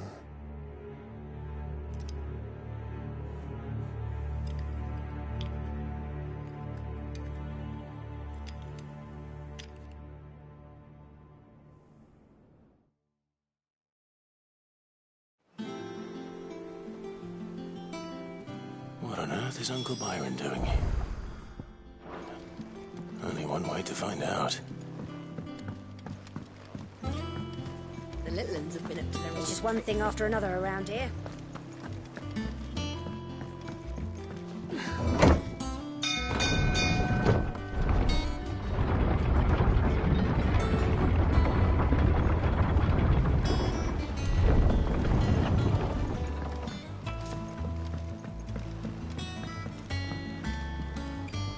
Ah, my dear nephew. How I've missed you. How did you find this place, Uncle? Through the good offices of young Sir Wade. He really is the most helpful fellow. As are you, I hear. The Guardians and those they freed tell the most outlandish tales of your heroics in Rosalith. Which is why I came, to learn the full truth of the matter. Sort the fact from the fiction, so to speak. You were working with the Guardians of the Flame to evacuate the people of Rosalith to Port Isolde. I was, aye. Then I have questions for you. Please, come inside, Uncle. Gladly. You there? There are 2,000 gold talents in those chests. See that they're added to my nephew's coffers, would you? 2,000?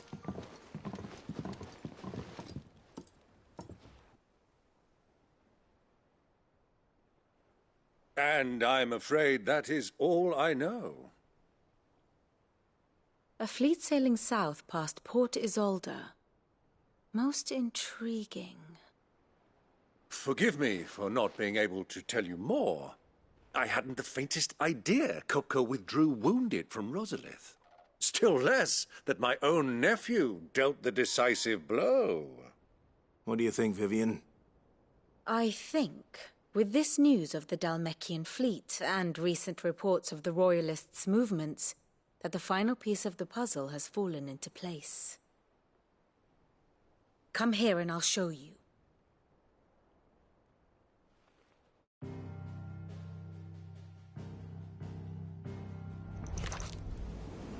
It is known that Kupka's forces entered Rosaria via its unguarded coast. So can the same be said of your visitors from Waloed?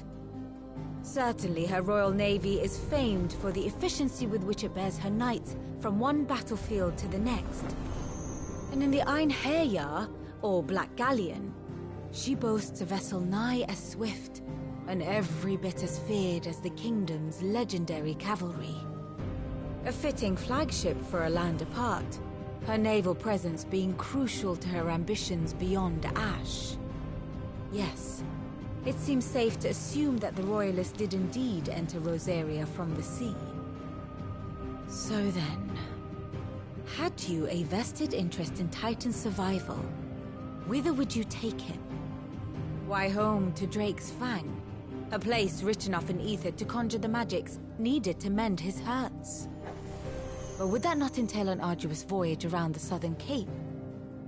Let us say that the Royalists did put ashore with a mind to spirit Kupka away from under your very nose. Could that truly have been their plan for him? To load him aboard one of the ships flying Republican colors sighted off the coast near Port Isolde. To spend weeks at sea, being tossed hither and yon by unforgiving waves, his life hanging in the balance. No. The journey would mean Titan's death, and Kupka's faithful creatures would not allow it. So what then was the plan of our Waluda friends? Reports suggest they made not for the coast, but for the desert. And by cutting through the Velcroy, a party traveling light would have Titan back in his bed days before a galley could lurch into port. To wit, it was the Royalists, not the Republicans, who effected Hugo Kupka's safe retreat. I would stake your life on it.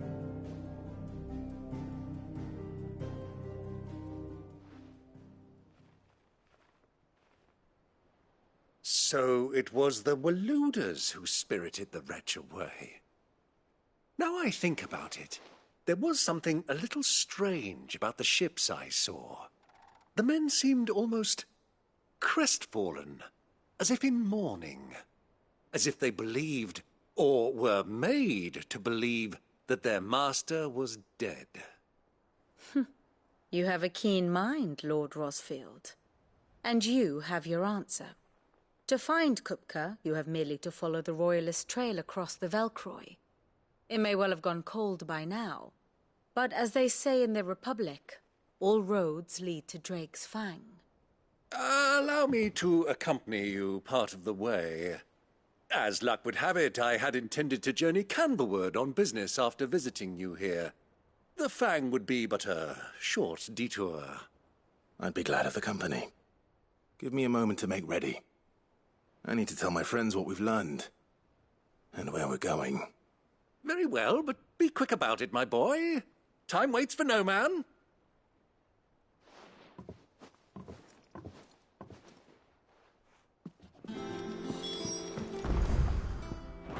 Bid's finished outfitting her little... Otto, Kupka's at Drake's Fang. I'll be leaving before sunset.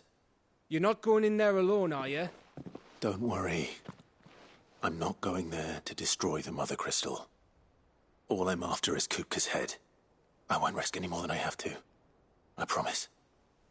The Lanza and the Fang are all Kupka's personal fiefdom. You have any trouble on the way, you ask for Rosina Dalimil. Some call her the Desert Hare. Who is she?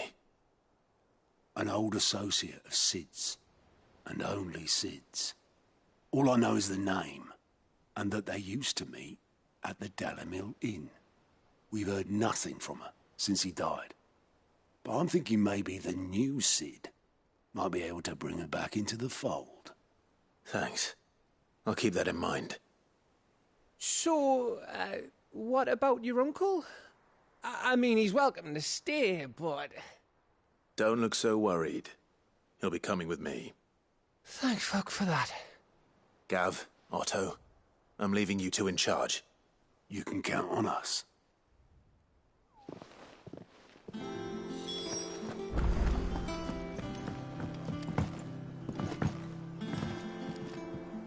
All right, Uncle. I'm ready to depart. Shall we? We shall. Come, let us away to adventure.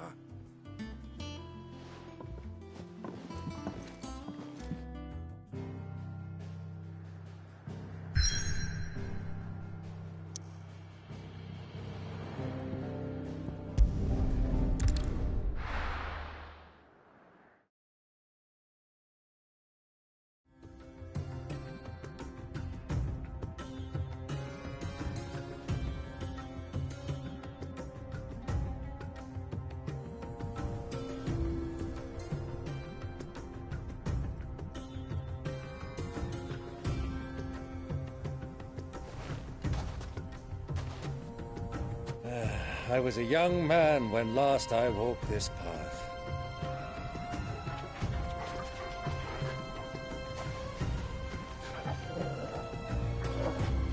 There's an old trading post not far from here. The road to Drake's Fang leads through it. The trading post it is.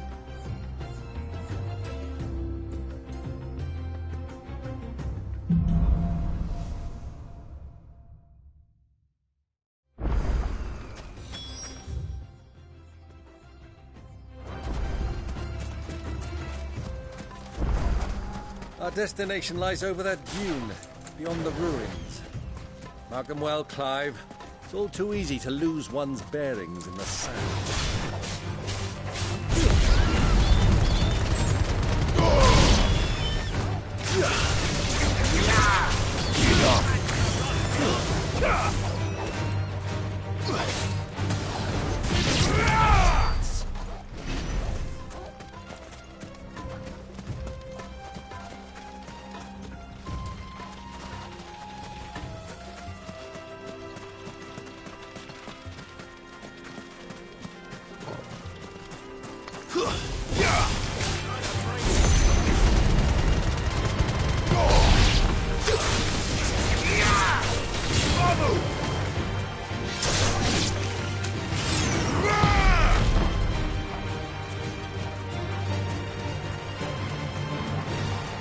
Many years ago, when you were just a boy, you and I rode this way together, accompanying your father on a scouting expedition to Drake's Fang.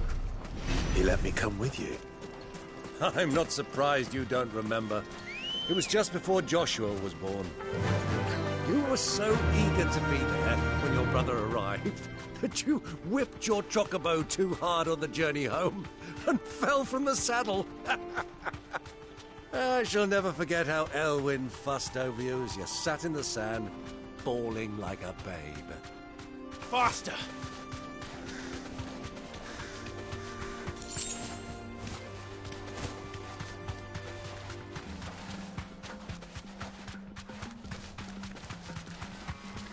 Who do you think those soldiers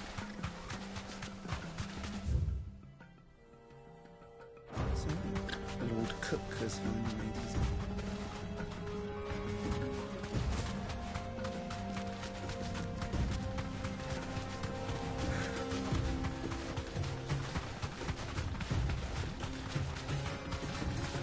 Ah, there she is. The good old Dalamil Inn. Do you know, this heat has given me quite a thirst. Quick drink before we press on?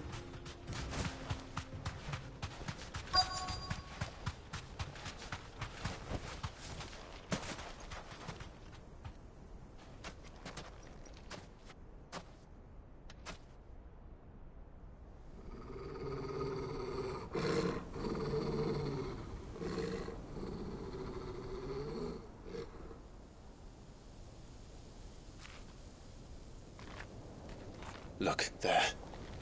Those are Ashen steeds. No doubt about it. And such a long ride from Stonehair. Our Waluda friends must be soothing their saddle sores in the inn. Shall we join them?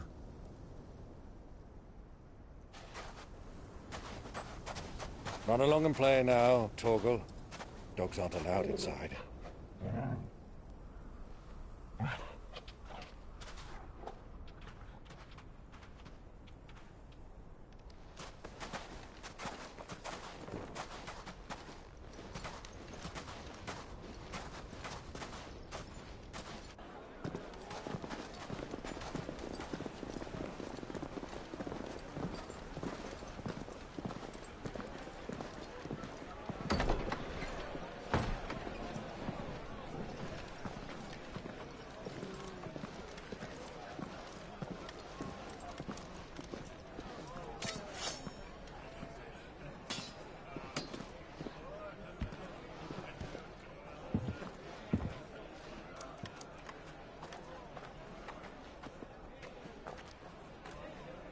Good day to you. Eating? Sorry about my pal.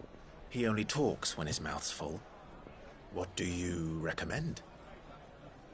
Well, if you're after something light, we do a fine chocobo soup with lentils and honey. 2 bowls of that, then. An ale. Right you are. Hey, girl! Coming! Your pal? Would you rather be my squire?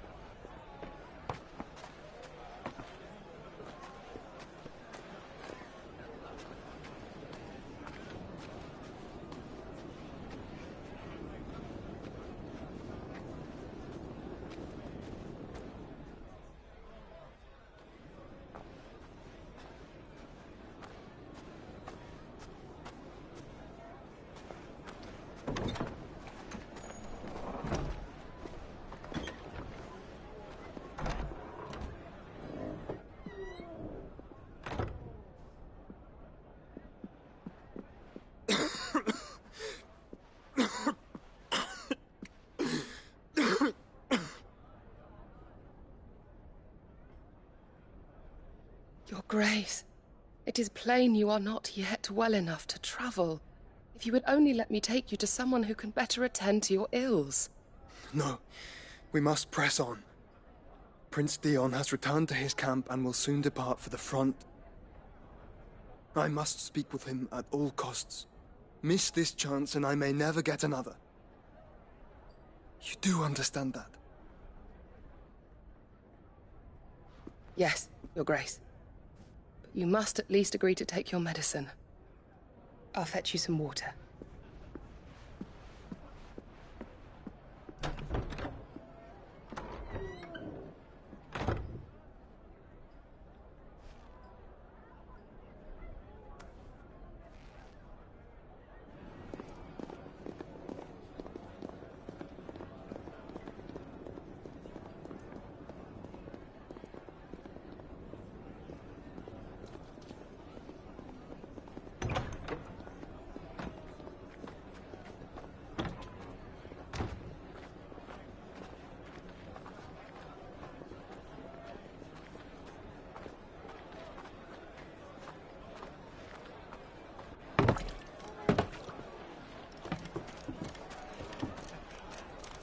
Keep watch, they tell us.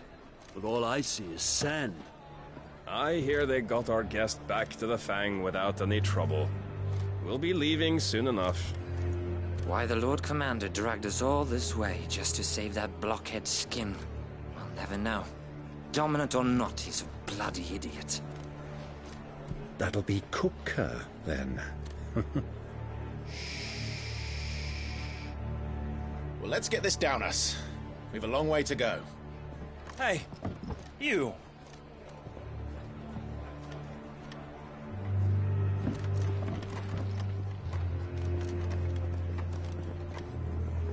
Uncle? Sorry.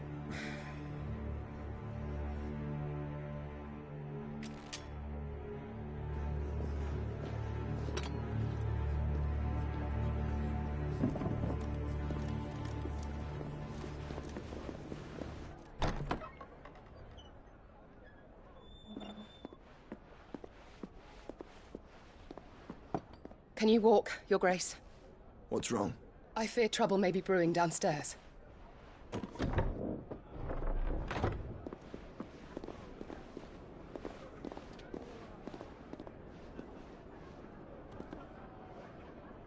You two are travelers, are you not? Me and my companions are strangers here. Perhaps you'd be good enough to accompany us a while. Help us find our way. Sorry, lads, but we've got business in camera that can't wait. Ah, I'm sure you could spare us an hour or two. Come on. Friend.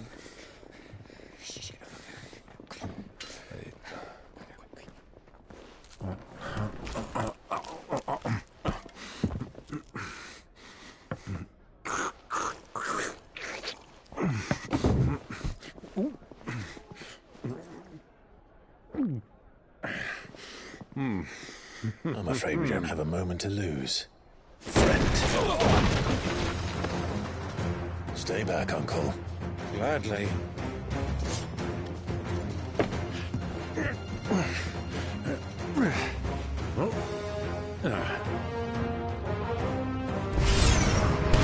The outlaw! Take him! Try it. Bravo, my boy! Just like that! Fire and flame!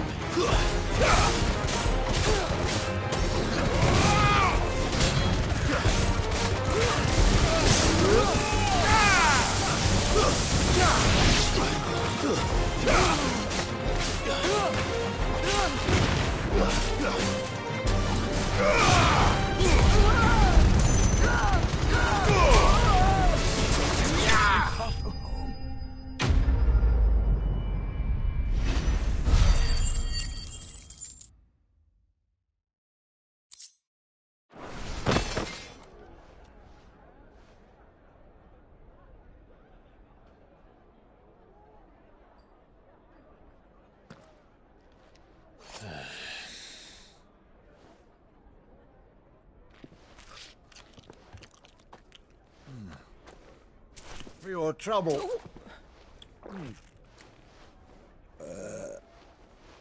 Word of advice, miss. That soup could do with a touch more salt.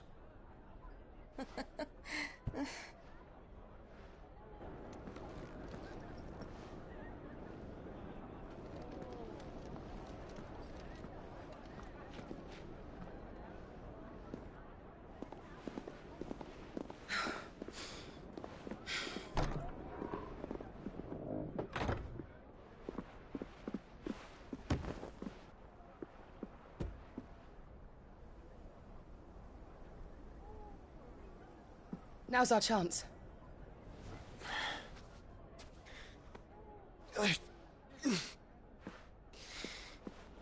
Your Grace? I'm fine.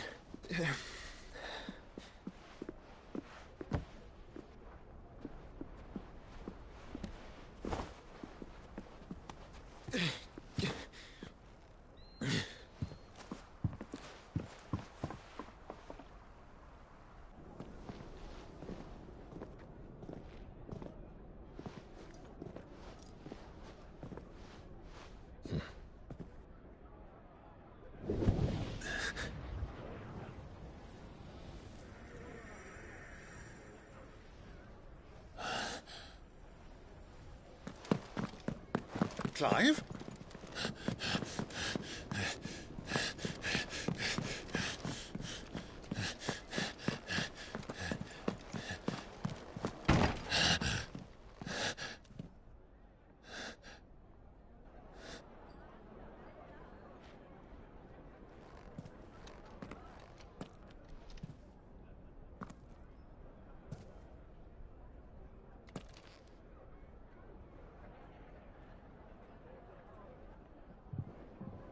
What is it now?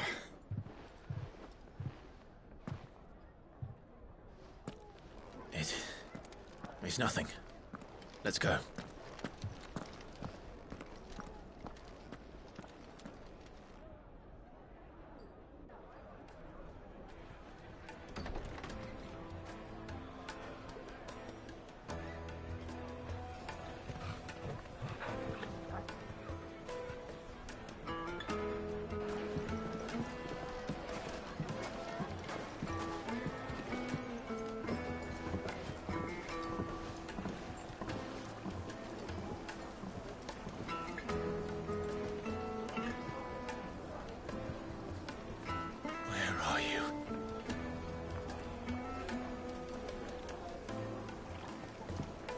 Well, we didn't know where to find Kupka before. We do now.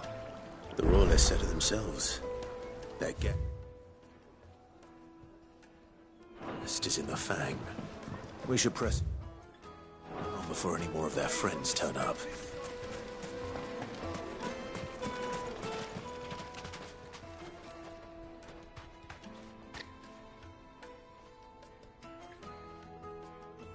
Ah, they've closed the road. And it's the only way from here to the Fang. It would seem Lord Kupka is not accepting visitors at present. We have to get through that gate. Not by force, I trust. We've attracted quite enough unwanted attention already. By guile, then. Perhaps the Desert Hare can offer us her aid. Rosina Dalamil, woman of mystery. But how will we find her? We know naught of her but her name. And that she was working with Sid. Sid's other collaborators have all been people of means, the wealthiest and most successful members of their communities. I'll wager this Rosina Dalamil is the same. That would certainly help to narrow the search. We need only inquire as to who is in charge of the town. And that's exactly what I mean to do. Looks like we won't be getting back to Drake's Fang anytime soon.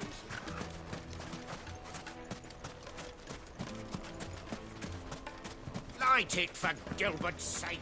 You're a bearer. Anything I can help you with, travelers? Allow me. My good man, we represent one of the oldest and greatest trading houses of Port Isolde. We're seeking to expand our business in the region and would very much like to make the acquaintance of Dalamil's leading entrepreneurs. If only we knew where to find them. Well, we're best known for our baths, our markets, and our smithies. I suppose you could do worse than start your search at one of those. Thank you. You've been most helpful. Oh, you wouldn't happen to know a lady by the name of Rosina Dalamil, would you? No. I can't say I do. Well, thank you all the same.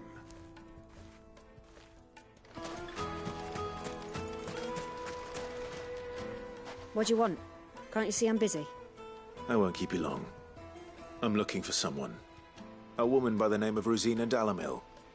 Do you know her? Never heard of her. Is that all? One more question. If I wanted to find the richest trader in town, where would you recommend that I look? Well, that's easy. The Briar's Kiss.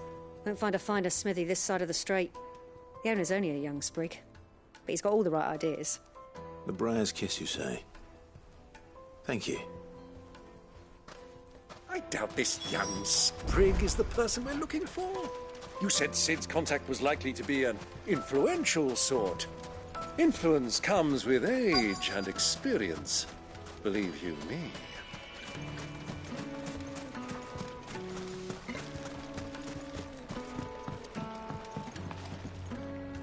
Can I help you? Yes, I'm looking for a woman by the name of Rosina Dalamil. A long-standing pillar of your community, I believe, from old trading stock. Then you should ask Ferda. He's been here for years. Knows the place and its people like the back of his hand. And he's in with all the old merchant families. Try the baths. That's where you'll usually find him. Thank you kindly. Well, it sounds like we have our man. Perhaps. Let's go and find out exactly what this Ferda knows. Hanging lanterns, kick the darkness from your door. Excuse me. Are you Ferda? I am. Can I help you, travelers? I hope so. You've lived here for some time, is that correct? Do you know Rosina Dalamil? We believe she may be a trader of some renown. And what business do you have with the desert hare? She was a close friend of mine. I was hoping she might be able to help me. Very well. Go to the bordello. I'll arrange an introduction.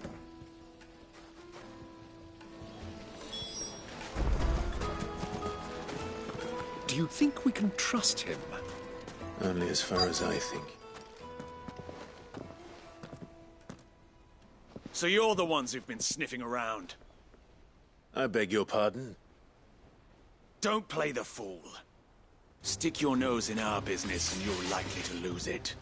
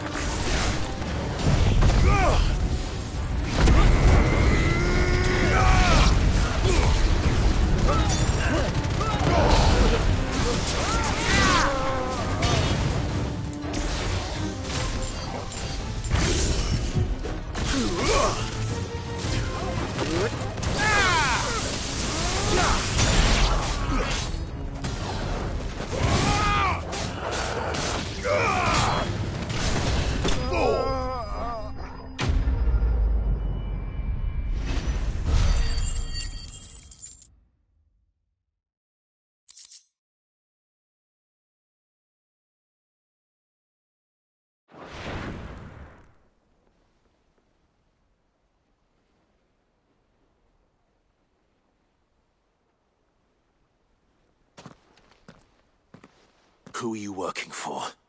Him or her? Him. The boss. He wanted us to test you. Though one could hardly call that a test. Lord Ferda? Look what the cat dragged in. Your skill with a blade is rare indeed, my lord. A fitting talent for an outlaw. You know who I am. So what now? Call in the Men of the Rock and collect the bounty? That isn't my decision to make. Our work is done. Take him to meet his precious Rosina. She will be interested to make his acquaintance. Yes, my lord. To the Lock of Leisure, then. To the Lock of Leisure.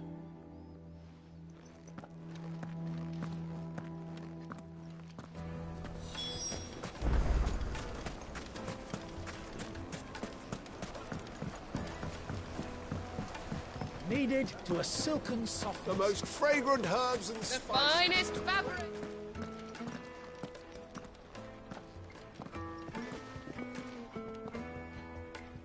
Is this the place? Ubor's Forge. The Briar's Kiss. Ah, so it was the young sprig after all. So much for Rosina Dalamil being a woman of experience. How wrong I was. It was an easy mistake to make, Uncle. After all, it must have been years since Sid last saw her. Sorry, him. Whoever this Lubor truly is, he's clearly a man of means. I'd say he deserves our respect. See that he gets it.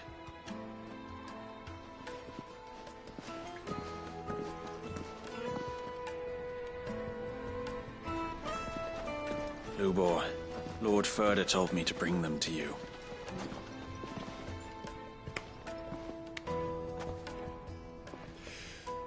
My boys tell me you're in need of assistance. Sid the Second. I won't waste your time. I need passage through the south gate.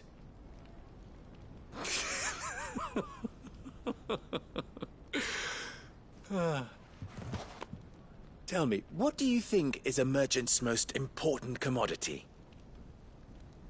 Why, trust. Everyone knows that. Without it, you have nothing. And nothing is exactly what you have. And so, for you, I, too, have nothing. I'm not in the business of helping every lost puppy that wanders in off the street. I'm a busy man, as you can see.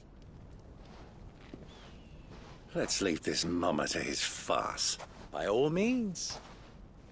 Find someone else to help you on your way. Just be sure to tell them you're not the two travelers from the inn the guards are looking for. Don't want them jumping to conclusions, do we? Why, you... So, what do we need to do to earn your trust?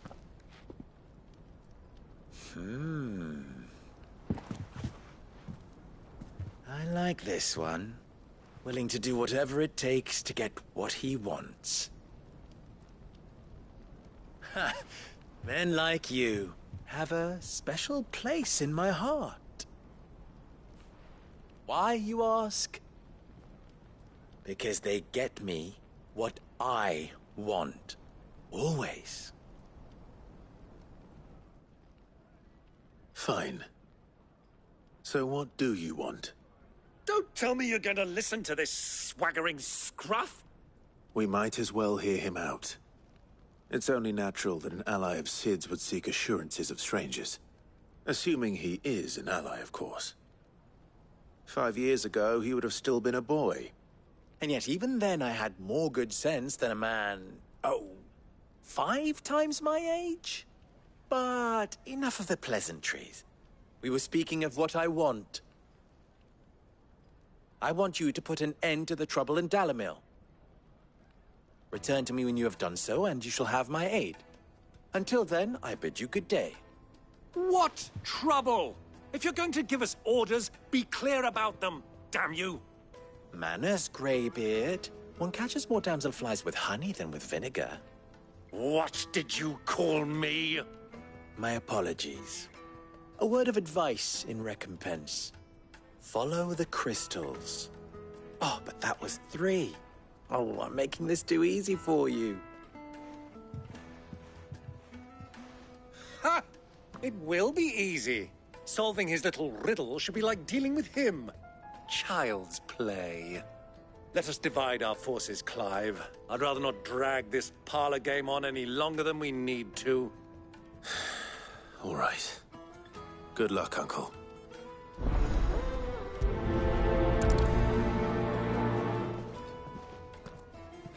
I thought we were the only ones causing trouble in Dalamil.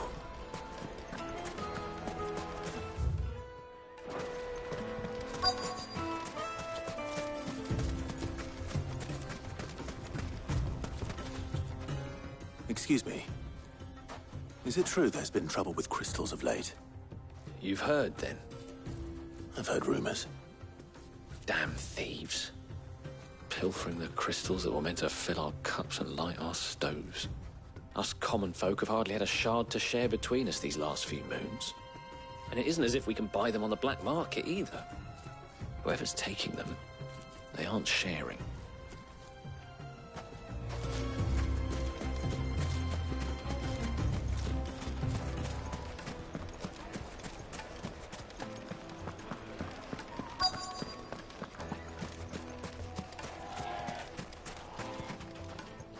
Do you have a moment? Depends what for. Just a question. Dalamil seems to be thriving compared to the other villages I came through on the way. Is there a reason for that? Well, we're a stone's throw from Drake's Fang, for one. The soldiers guarding the Mother Crystal and the shipments need a place to spend their hard-earned gil. The men on the rock throw their money about like there's no tomorrow. Is that so? Well, thank you. Don't let me keep you from your work any longer.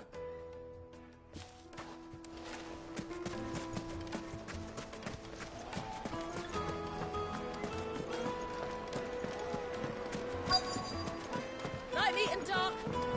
You wouldn't believe how much he gave me. What can I do for you, soldier?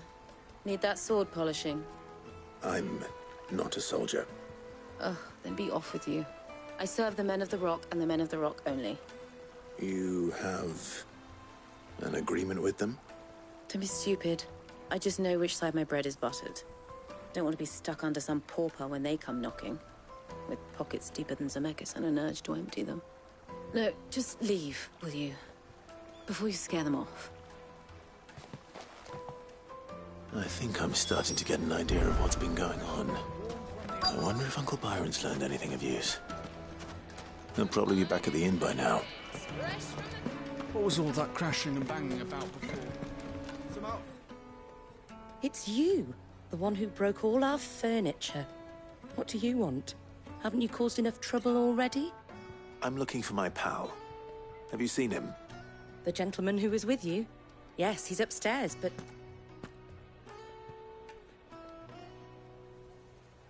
Thank you. I'll go and fetch him.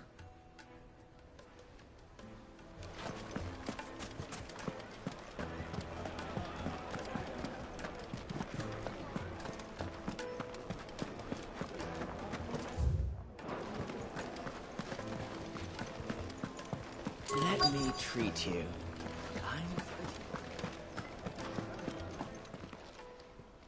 Huh?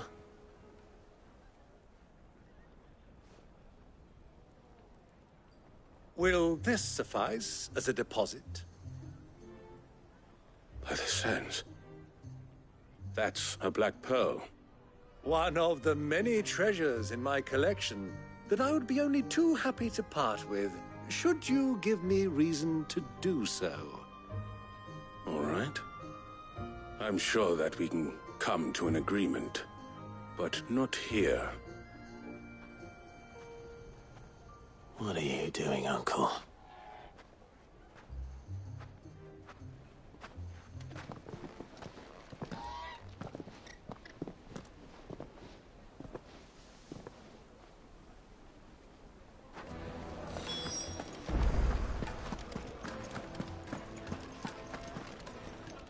Care to explain why you're giving gifts to Kupka's men?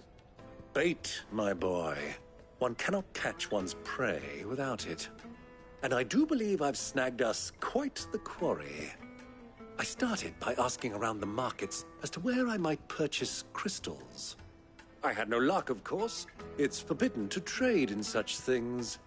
But my uncharacteristic indiscretion just happened to attract the attention of those uniformed ruffians. They took me aside and said they could procure the crystal I sought if I proved I could pay for it. So the pearl was your proof? I thought they'd asked for more. A second-rate specimen like that would only fetch 500,000 or so. A small price to pay for admittance to the underworld. But enough about my little act of subterfuge. What did you discover? That the supply of crystals has dried up of late. And some people seem to think they're being stolen. Meanwhile, members of Kupka's private guard have been spending money all over town. I'll wager those soldiers you've been talking to have been siphoning off crystals meant for elsewhere, and pocketing the profits. I'll wager you're right. We'll meet with them then, just as you arranged, and put an end to the trouble Lubor spoke of. Ha! That preening popinjay thought this would be difficult. It just goes to show, one should never underestimate a Rosfield. We'll soon wipe that smirk off his face. I arranged to meet with the soldiers in a secluded corner of the Velcroy, far from prying eye. The perfect place for a spot of double dealing. I trust I can count on your support, if things turn sour. Of course.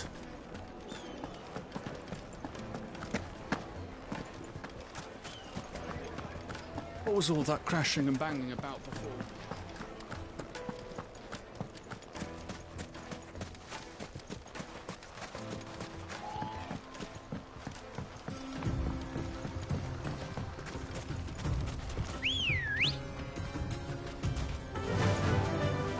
Run like the wind.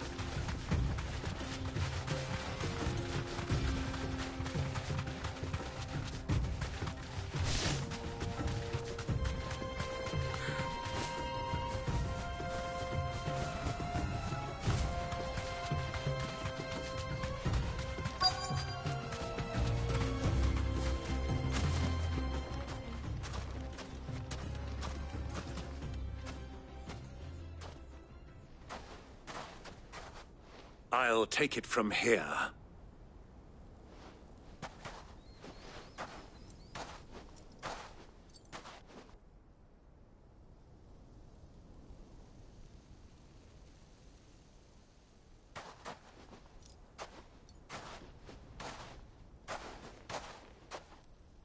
I was beginning to think you weren't coming, my lord.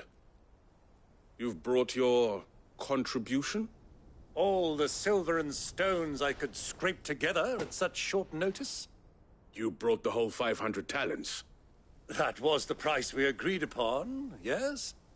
If you've no objections, I'd like to see the crystal. Of course. Right this way, my lord.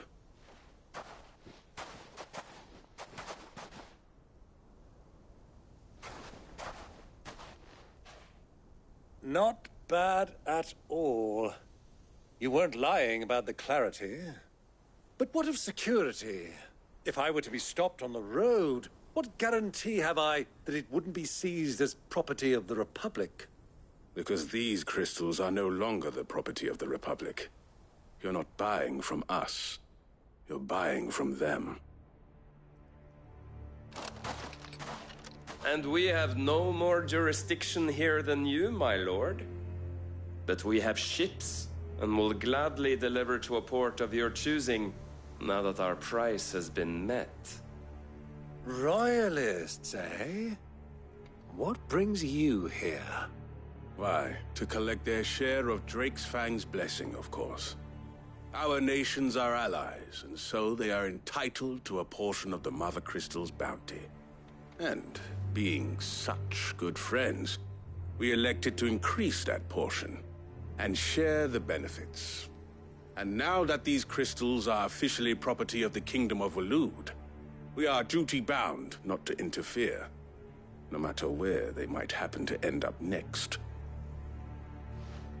Did you get all that? They're in cahoots! So it would seem. My lord, what is the meaning of this? Double-crossing dogs. They're not here to do business. Kill them! Kill them both!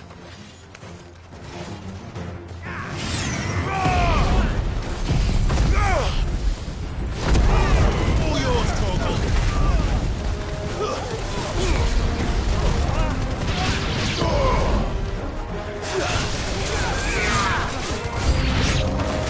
It's not over yet, Uncle! Good! I'm just getting warmed up!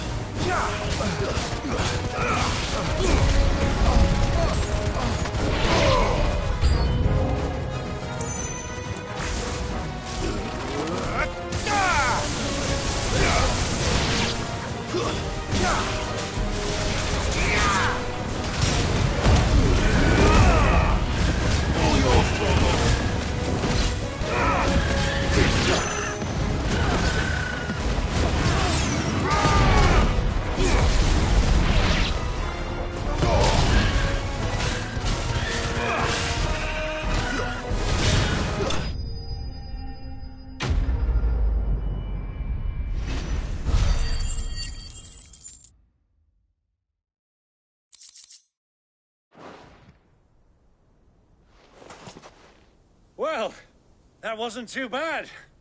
How'd you like my performance, huh? I've often played the villain on the stage. I think I did the role justice. Don't you? Greybeard, you were magnificent. The battle scene was particularly thrilling. Such a shame you didn't have more of an audience, but perhaps that's for the best. How long have you been watching? Long enough to witness your uncle's sordid transaction. I hardly expected one so venerable to degrade himself so thoroughly, buying one's way into the confidence of degenerates. Ingenious. This was the trouble you spoke of. The men of the Rock taking crystals meant for the common folk and conspiring with the Royalists. Well, now it's over. Indeed it is. The people of Dalamil had scarcely any means of redress against Kupka's men, let alone a foreign army. Until you two came along, that is.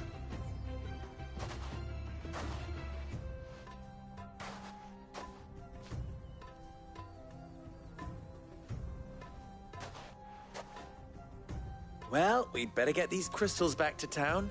You won't mind waiting with them while I fetch a wagon.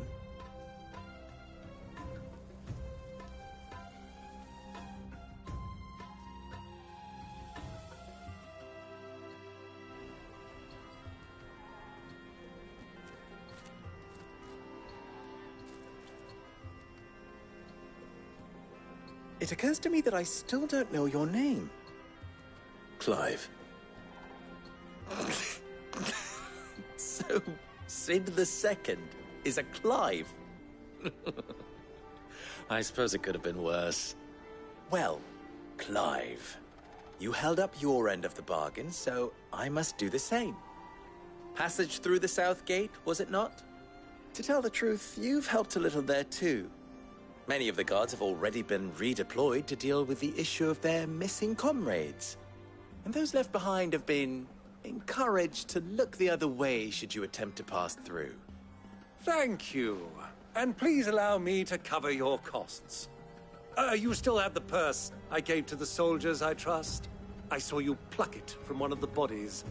Oh, dear. Was I really so obvious? And my name is not Greybeard. It is Lord Byron Rosfield, thank you very much. No, thank you very much, Greybeard. Of all the... Ugh! Here, wear this.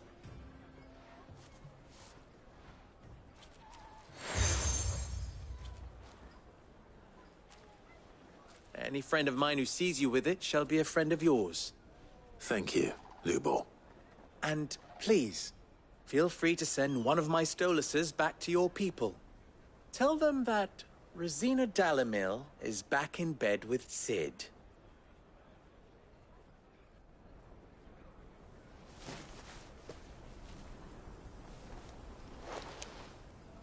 Omia Lostelan. Tuisa Kelith.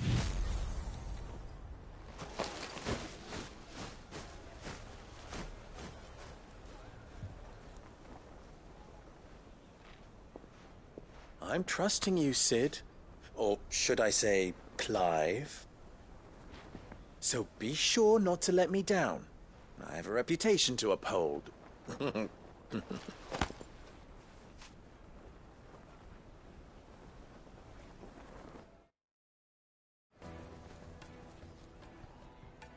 Well then, I wish you a safe journey south.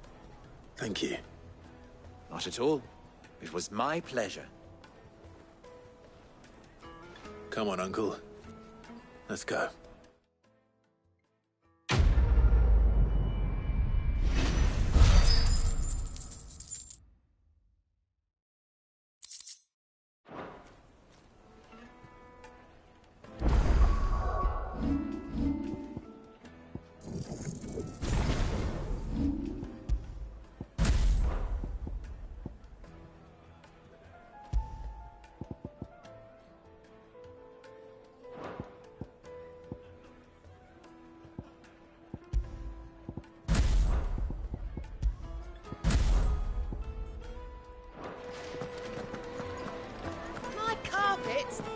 Take a sniff. Castle Dasbog! Is it true what I'm hearing? I've never even forged a button. Perhaps Forge Master Luber's having fun at my expense. I wouldn't put it past him. Neither would I. Oh, wait. Are you Clive? Sorry, my mind was elsewhere. I'm Sava, Master Luber's least accomplished apprentice. Soon to be former apprentice if I don't pass this test. Maybe I'm just not the resourceful type. People are buying up weapons faster than the Briar's Kiss can forge them, and here I am, unable to make a decent bit of kitchenware. He wants me to make a carving knife, one that embodies the spirit of Dalamil. Whatever that's supposed to mean. I don't suppose you have any idea what he's on about, do you? I'm afraid not. Never mind. Thought I'd ask. It was that or pack my bags. I could give you a hand if you like. I know how busy the Briar's Kiss has been, and that Lubor needs all the capable hands he can find. I'd be a fool to refuse. So, where do we start? Good question. If I'm honest, I've never made any kind of knife before. And then there's this little riddle to keep in mind. The spirit of Dalamil. Nothing is ever simple with that man. The way I see it, there's only one way we'll be solving Lubor's puzzle. We need information. the more the better. You're right. There's no point fumbling in the dark, I suppose. Now, who to speak to first? Well, there's plenty of folk in Dalamil who use knives for a living. There's the butcher, of course, and any number of cooks. They're bound to have an opinion or two about the tools of their trade. All right. I think we have a plan. Let's get to it, shall we? I'll talk to every cook I can find. You speak to the butcher, and anyone else you can think of. All right. Good luck. Let's hope that someone says something useful.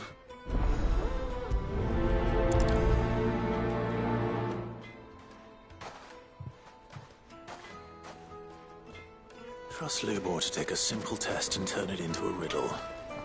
I'd better get to it.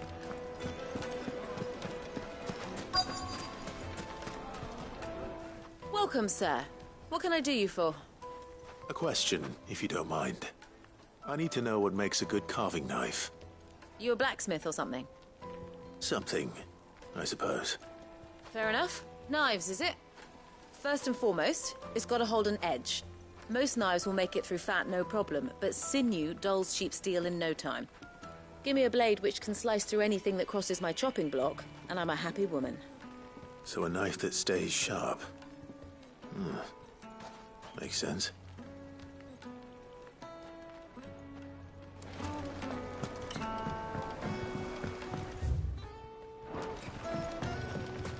Plates and pots! Just look at the detail! I'll be asking for you. Again, my sweet.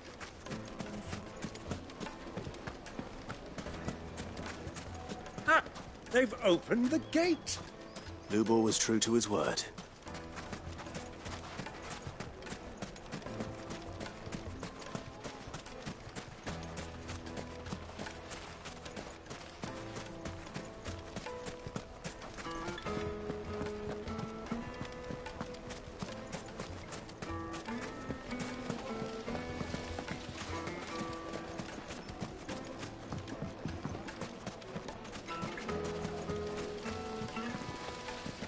Everything I've worked for, all those years of toil, every coin I've ever earned is tied up in this place.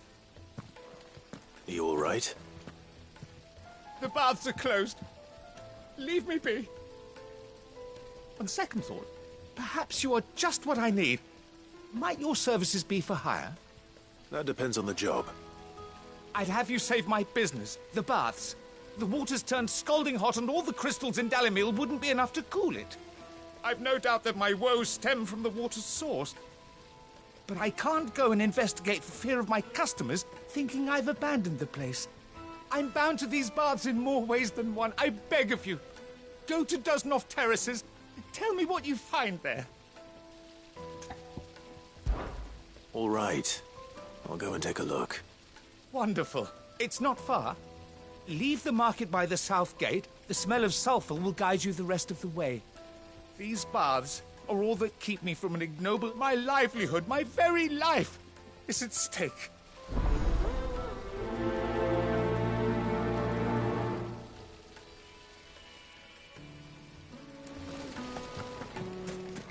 Made from the stoutest stoneware.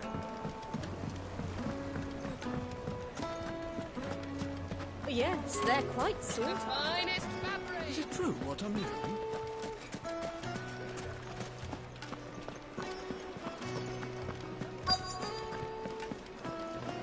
You're going to drink my pocket.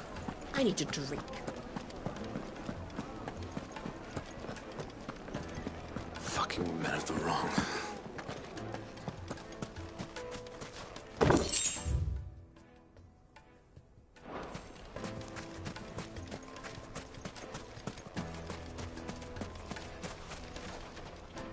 What is it? I'm in no mood for chatter. Sorry. Do you mind if I ask your trade? Hunter, why? I have a question. Can you tell me what makes a good carving knife? I assume you use one out in the field.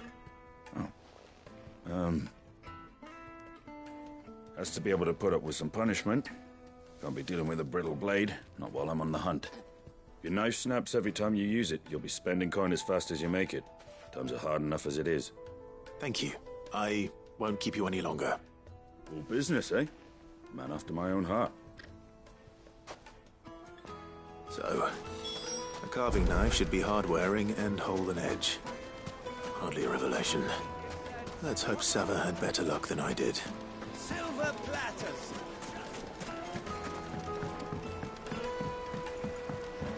Fresh bread, warm from the oven. The most fragrant herbs and spices.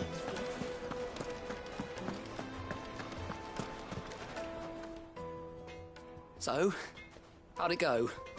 You learn anything useful, or should I be looking for a new trade? Only that a blade should be durable and stay sharp. But I don't see how that relates to the spirit of Dalamil. I didn't have much luck either. All the cook said was that he needs his knives to be light. Too heavy and they do his shoulder in. So we're no better off than when we started. Perhaps Lubor didn't mean anything with his Dalamil remark. But that can't be right. I've bandied enough words with the man to know that he chooses them carefully. No. We must be missing something. Something right in front of our noses, most likely. No doubt you're right, but I have to make a start soon. I can't put off making this knife forever. Agreed. Lubor wouldn't like that much. Right. I've been trained to work iron. The cheap stuff, mind. But it's hardy enough if you don't hammer it too thin, and it sharpens up nicely with a bit of effort. Trouble is, it's either durable or it's light. Meaning someone is going to be disappointed. Forge Master Lubor, probably. Is there no one else you can turn to? Someone who knows their metals, perhaps? The other apprentices know better than to help me with my test. But maybe there is someone I could turn to. A merchant, a favourite of Forge Master Lubor's, who sells metals to tradesmen passing through the Valcroy. I bet she'd know a thing or two.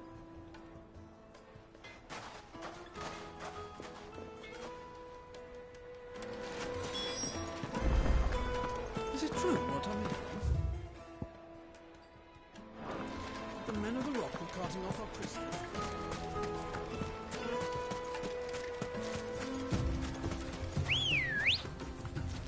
Let's go. Fly, Ambrosia.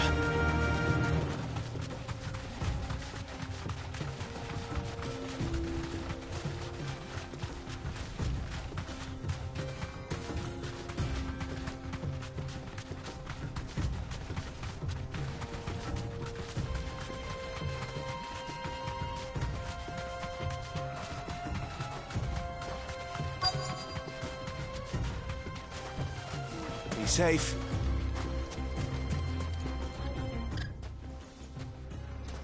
Any luck? Or will you be needing help with your bags? Well, I asked her, but... you tell him. If you're looking to make a knife that will impress a master like Lubor, there are options. They're just not that viable. Featherlight adamantite knives will get passed from generation to generation, never needing so much as a lick of the whetstone. But adamantite ore is unique to ash, so doesn't come cheap. And it's beyond my skill to handle. Unique to ash. Are there any materials unique to Dalamil? Something which could be mixed with iron to refine it. Make it lighter. What are you getting at? You said that Lubor trained you to work iron. Then that's what he'll expect you to use. But he would have known that it would either be too heavy or too brittle for a carving knife. Perhaps his Dalamil remark wasn't a riddle, but a hint. If it's cheap metal you're using, then there's always limestone, I suppose. Folk first settled Dalamil to get at her mineral deposits. And, if you know the trick, it can be melted down in the furnace to drive out impurities from low-quality iron. Bloody hell! That must be it! I don't suppose you know the trick, do you? It's hardly my speciality, But I've been around enough blacksmiths to know how it works. Looks like I've got some learning to do. Clive, I hate to ask after all that you've done for me, but... The limestone? Fine. I can hardly abandon you now. Besides, I want to know if this is the answer to Lubor's little riddle. I can't thank you enough, Clive. You'll have no trouble finding limestone over in the terraces. The place is bloody made of it. Then I suppose I'll meet you back at the forge. Right you are. I'll see you shortly. So, do you crush it up, or just...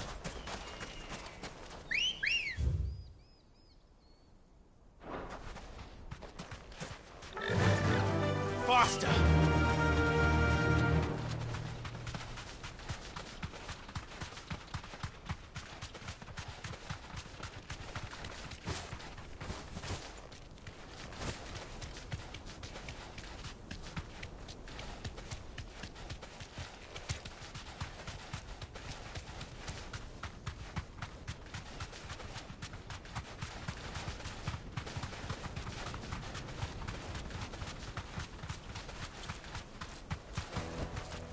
No need to ride from here. Is it true what I'm hearing? My carpets have dried away. Kneaded to a silken softness. Lights and pots! Hanging lanterns, keep the darkness. Finally, we'll be able to get this. Good day, my lord.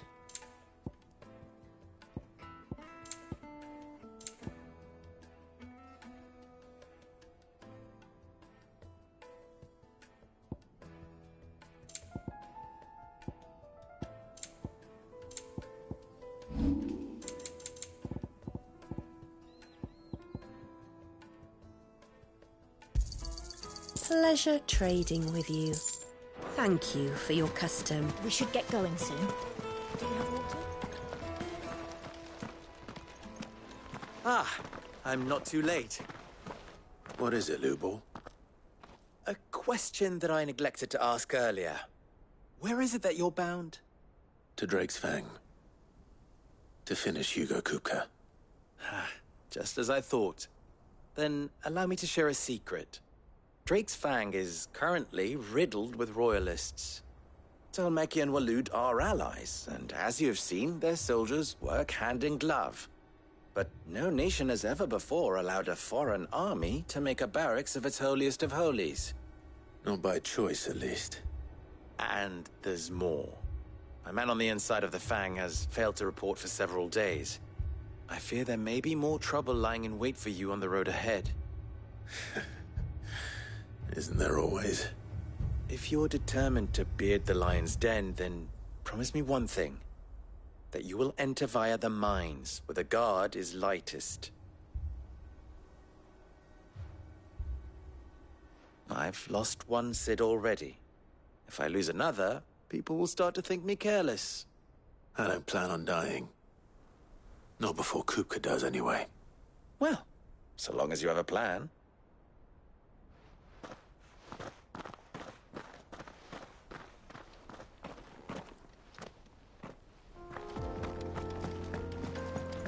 Drake's Fang should be just beyond these springs. Shall we press on?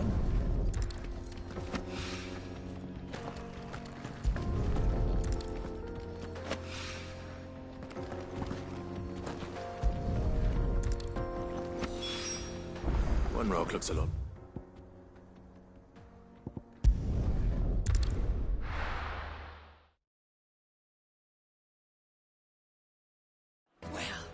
This is no good.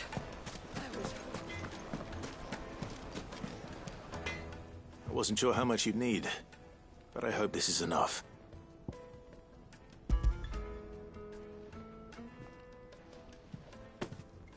You are one of the good ones, you know that. You and that merchant both, she's got quite a gift for teaching that one.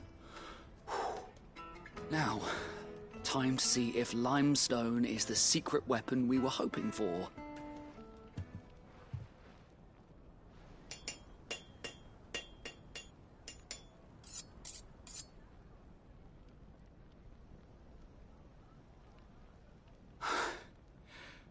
That'll do, I reckon. A knife forged from the very rocks of Dalimil. Her spirit, if you will. It's a fine-looking blade. I only hope Master Lubor agrees.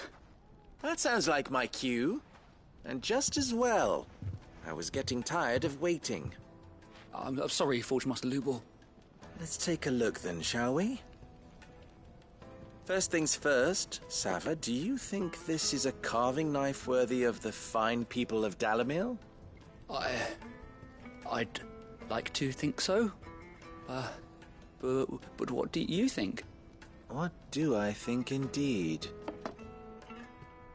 It's sharp-ish, but it won't last long with hard use. And it's heavy, heavier than it should be. You might not think it just to hold it for a moment, but sell that to a cook and you'll never hear the end of it. It looks like someone paid a visit to the terraces. The limestone was a step in the right direction, granted, but one that still leaves you short of the mark. And I was so certain I had it all worked out. I don't know who you found to teach you that little trick, but it certainly shows initiative. Next question. How much do you think I would charge if I'd made this? Well, if it took you even a fraction of the time it took me, I would say you could demand a heavy purse. And who would be able to pay that? The butcher? The hunter? The cooks over at the inn? Dalimil is home to humble traders, not wealthy lords and ladies. Rule number 1 in any business, Sava, know your customers. Yes, Forge Master. This is just about passable. But only just. I'd say you're worth keeping around a little longer. Starting tomorrow, you'll have an anvil of your own. I will. Thank you. I was wondering, what would you do if you were asked to forge a carving knife? I'd do what I always do. Ask who it's for. If it was for the butcher, I'd make sure it holds an edge. For the hunter, I'd make it as tough as Titan. For the cook, light as a feather. And for the nobleman, I'd make it cost an absolute fortune. There goes a master, all right. It looks like congratulations are in order. I couldn't have done it without you. So much for the Forge Master's riddle, though, eh? The spirit of Dalimil had nothing to do with limestone or anything much at all. Meaning, I had you run around for no good reason. You've passed your test. That's all that matters. You'll have a forge of your own in no time. And when I do, I'll craft you the finest carving knife you have ever seen.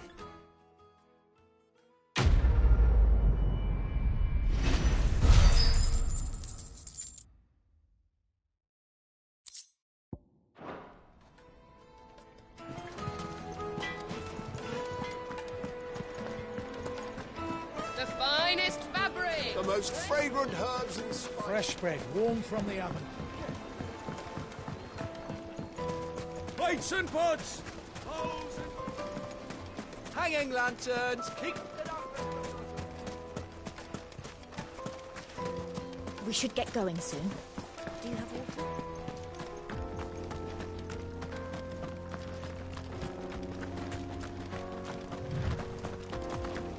Come on, girl, the gate's open.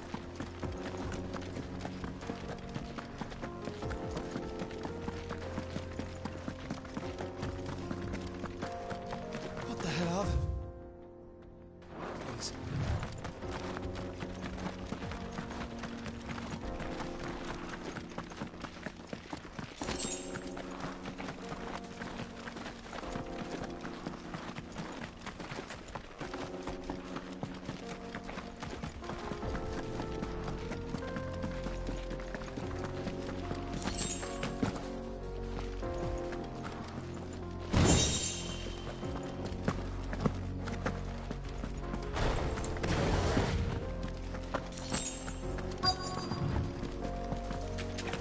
That explains the heat.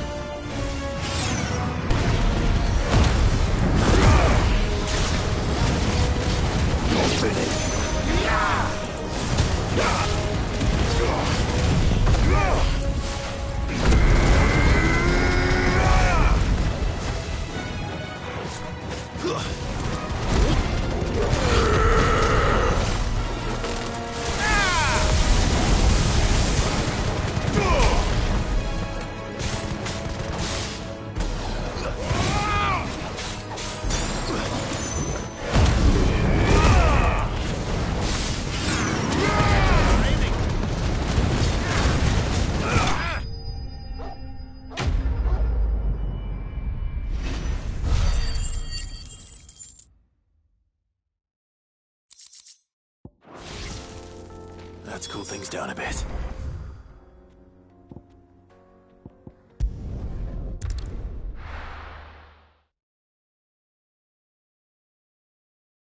Well, this is no good. Is it true what I'm hearing? My carpet. The most fragrant herbs and fresh bread, warm from the oven. Made from the stoutest stoneware. Won't you? Man, I was hoping we'd be seeing you again. The baths grow more bearable by the moment. It won't be long now before we are back to business as usual. I'm glad to hear it. Now, tell me this. What did you find at the terraces? What threatened to make me a pauper? Not what I expected, that's for certain.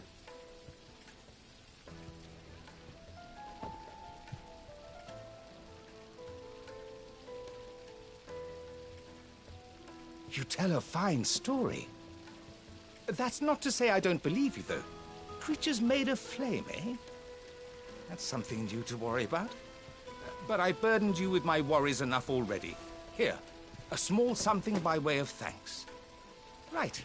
It's high time I got back to work. With a little luck, the day might yet be salvaged.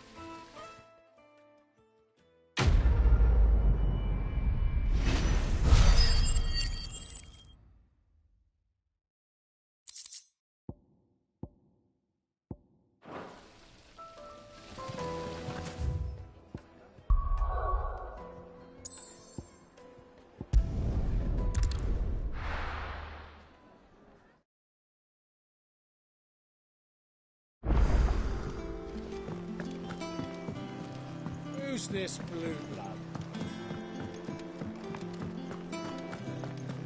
Sid's going to find Kupka. Clive? What do you want? Should last you a good while. Not bad, if I do say so myself. And?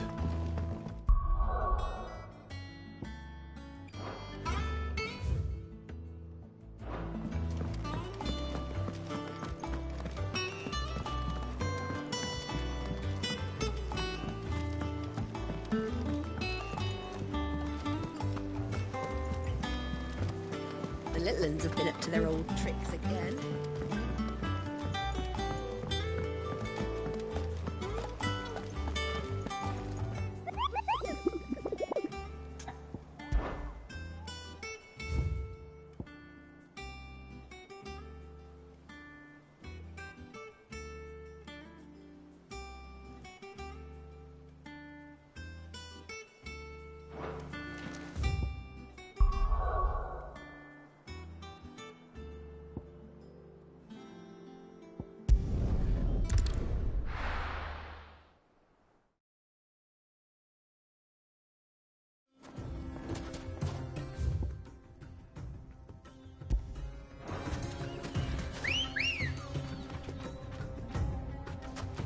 Ready, go?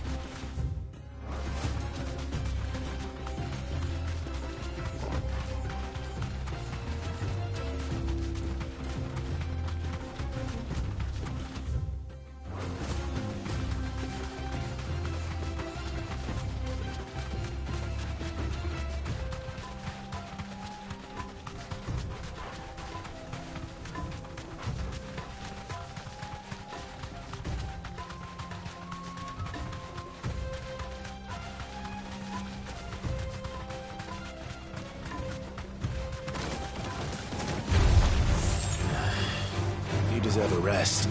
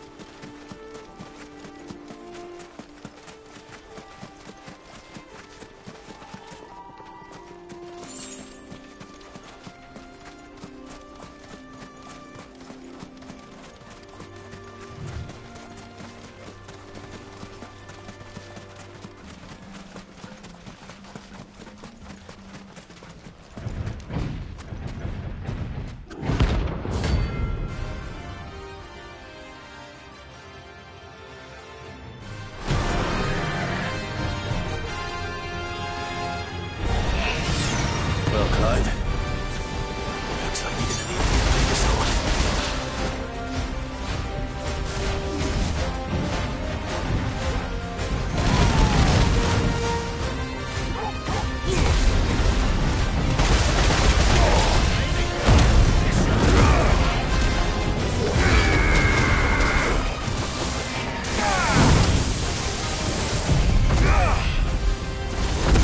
For me, boy.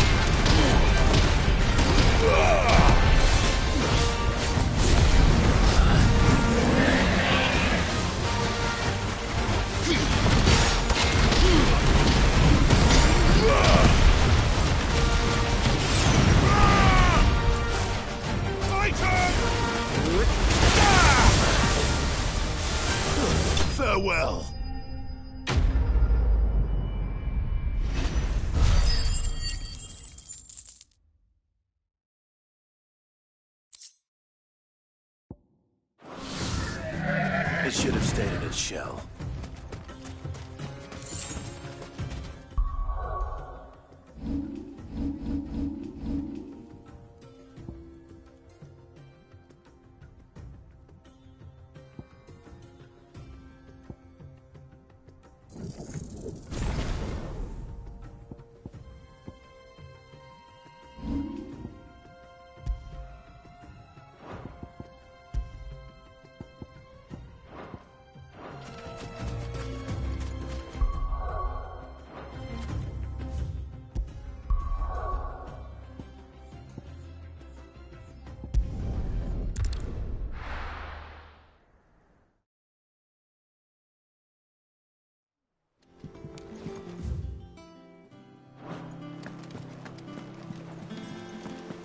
The little ones have been up to their old tricks again.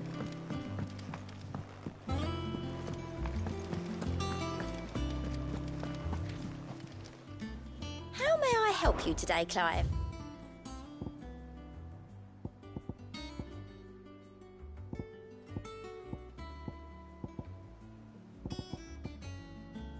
All done?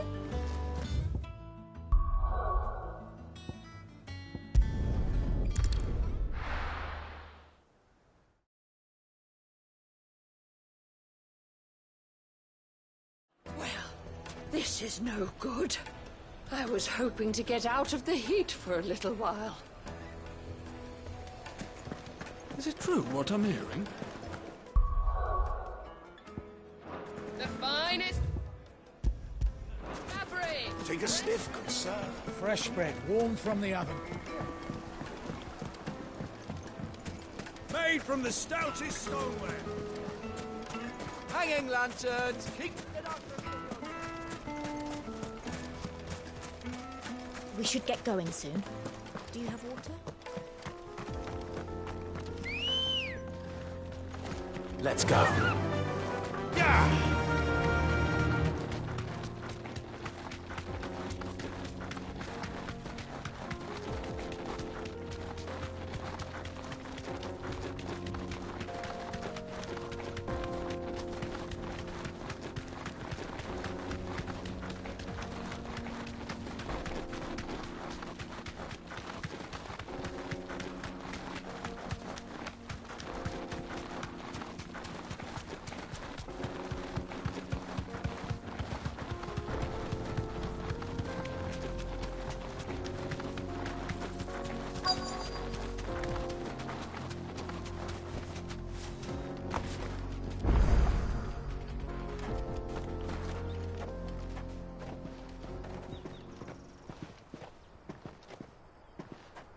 There it is.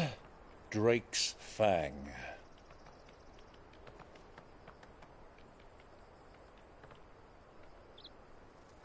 Kupka will be hiding inside. Along with goodness knows how many guards, all on highest alert. You'll need to keep your wits about you if you're to reach him.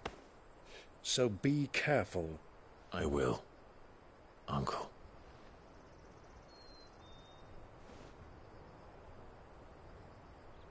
Before you go, Clive, allow me to apologize.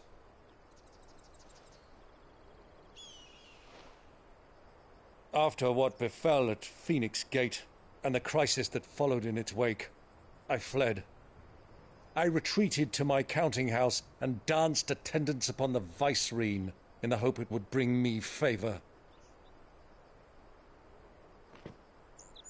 I betrayed my nation to save my skin, like the coward I am.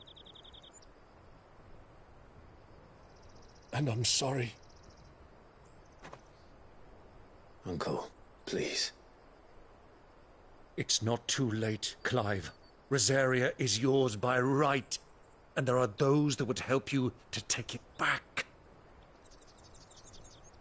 Had I the courage of my brother, I might already have done so. But that ship has sailed. You, however... No. Forgive me, but I cannot. I fight to build a new world now. A better world. where men can live and die on their own terms.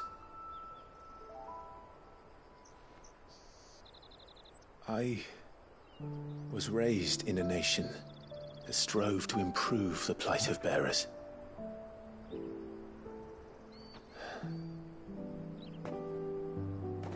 Only later did I realize that spark of freedom did not arise by chance, but was kindled by my father.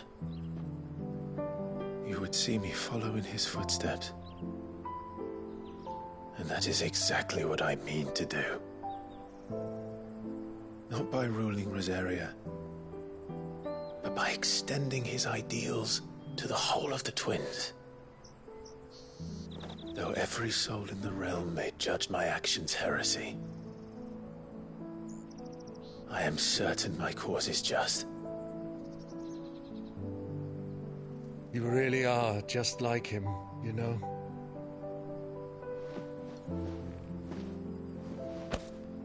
Thank you, Clive, for coming back to me. I am proud to call you nephew.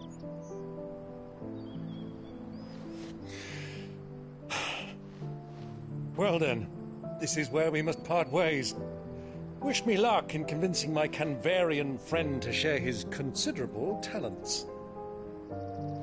I mean to plunder his coffers and prove myself worthy of a place in your merry band. Till then, my boy. Till then, go safely, Uncle. And you, nephew. We have much to catch up on, you and I. I shall expect you to regale me with the tales of all your adventures when next we meet. You can regale me too, Torgal.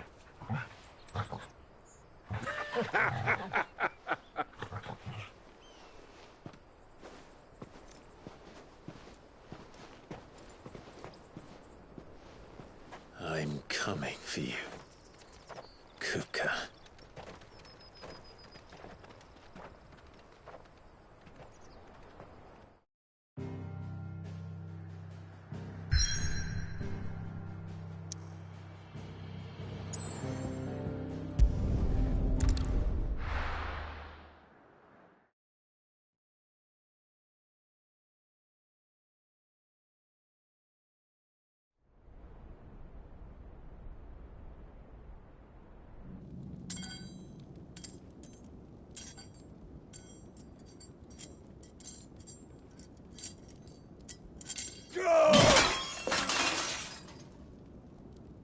Fuck!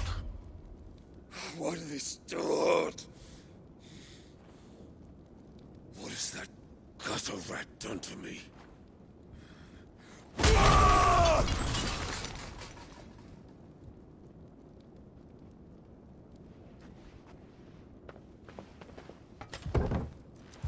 Out of my sight, witch!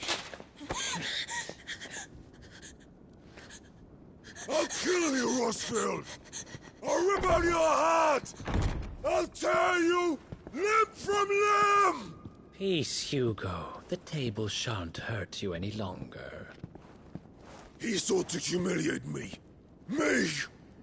If you hadn't interfered, he would be dead! You truly believe you would have triumphed had the battle continued? Titan would have ground him into dust! And how would he have done that without his head? Shut up! You weren't strong enough, and you call yourself a dominant. Or rather, you did.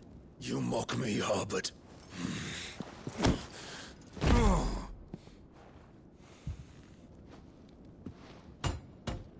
Do you see, Hugo? You are weak. Fuck! But so long as that fire burns within you, there is still hope. There may yet be a way for you to take your revenge. Tell me, what must I do? Please, I'll do anything. Just tell me.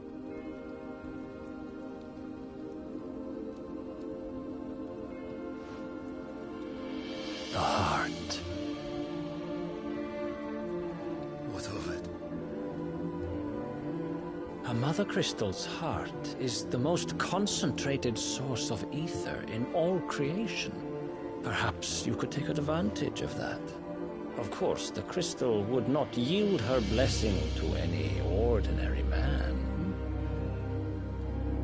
But then, you are no ordinary man, are you, Hugo? Clive Rossfield stole your power, but others have suffered a similar fate, and still managed to find the strength to conjure their Eikon. Like Benedicta Harmon. She too drank of the ether and gained a power beyond human understanding. She did.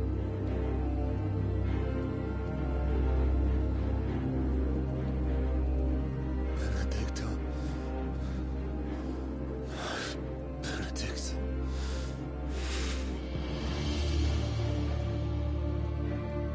I'll do it. My love. I'll avenge you.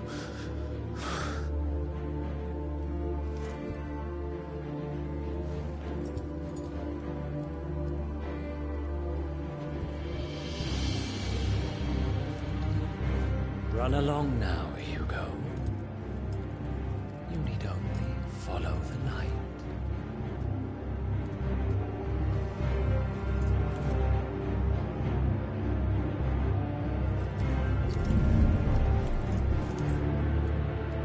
Muthos is here. Very well, it shall be so. You may leave everything to me, Your Majesty.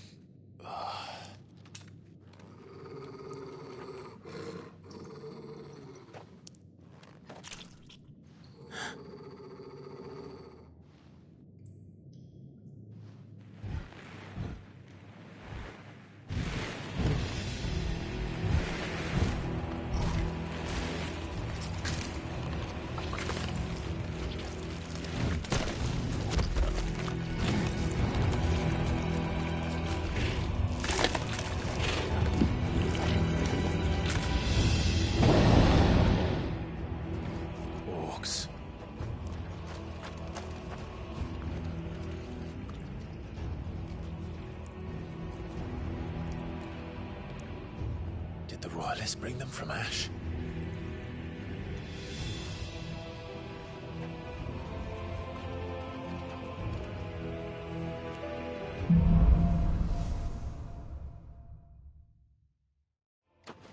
Are the Beastmen part of the Waluda army now?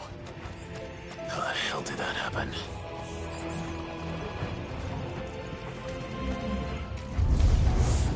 They've spotted us.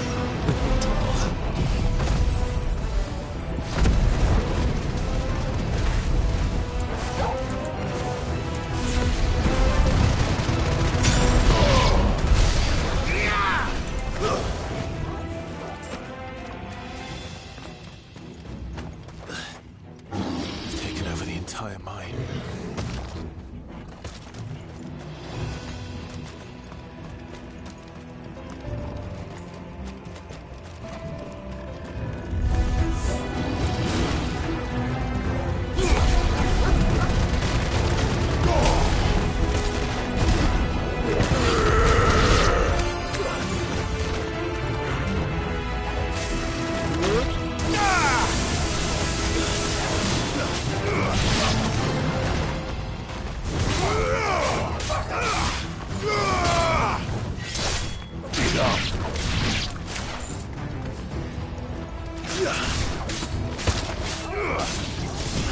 Yeah!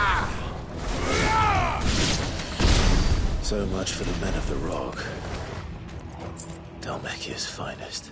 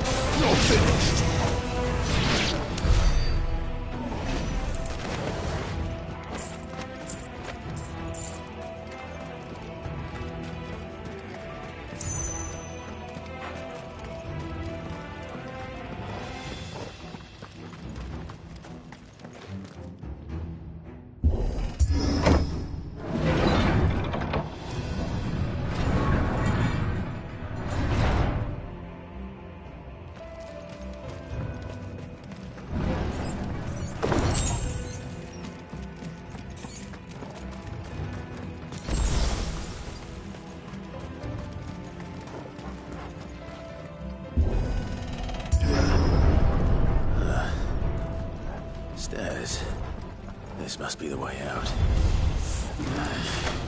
Soil!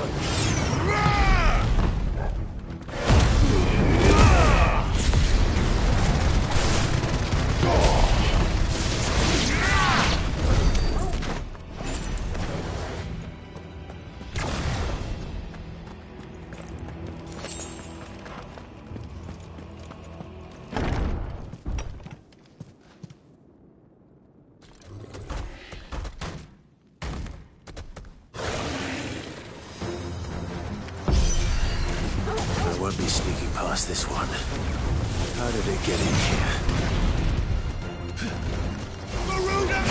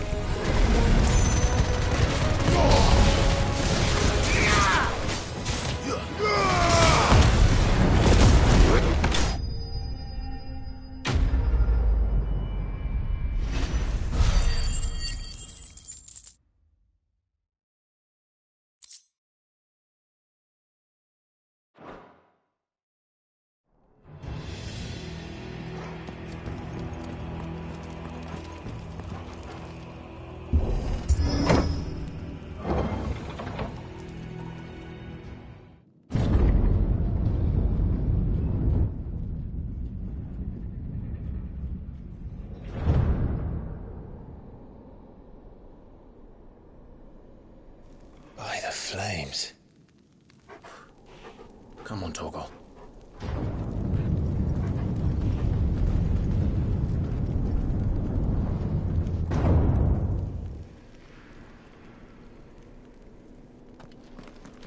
Kupka never did do things by halves. As if taking the Mother Crystal for his own wasn't enough. He had to build his castle in it.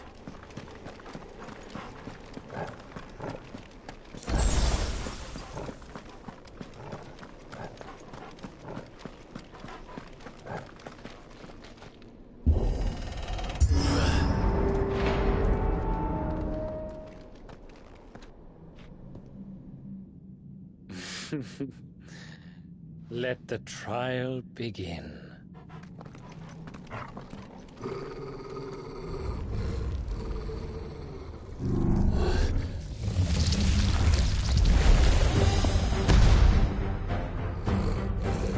What the hell? With me, Torgal.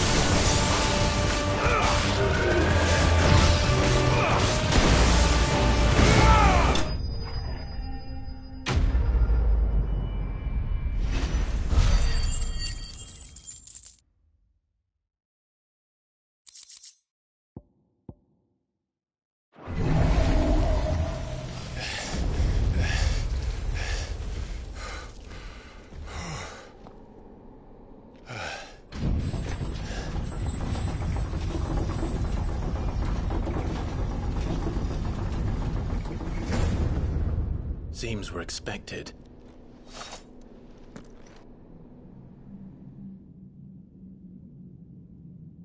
So this is the power of Mythos.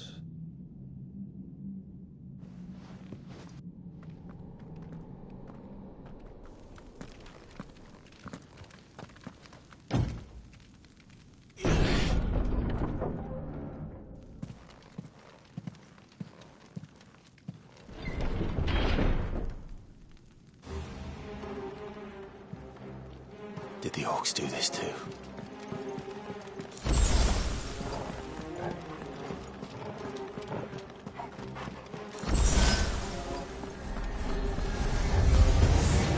More of them.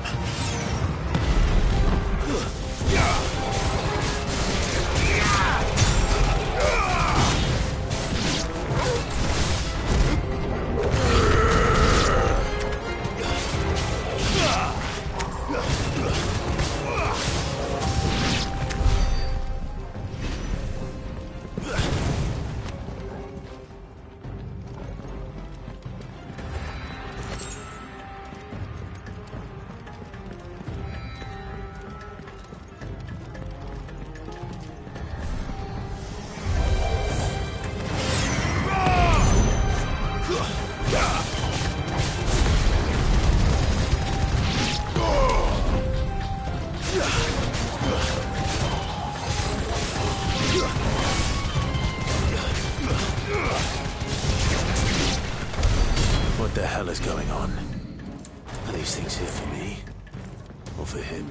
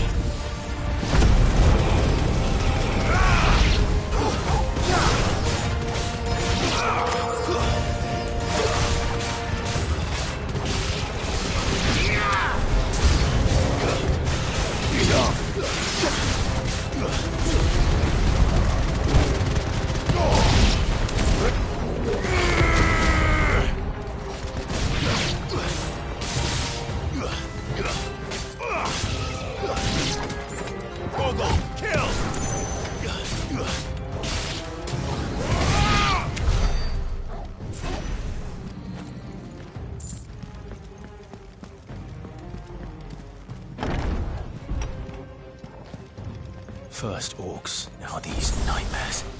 Is this your doing, Ultima?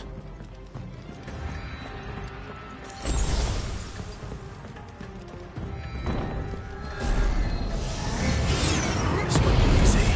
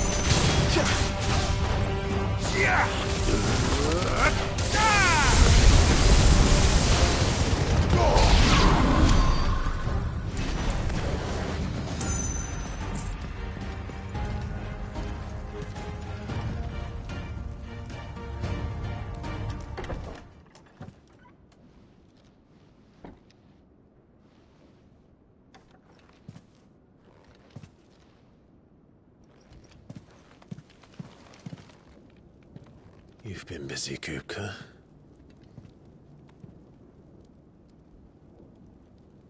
But where did you go?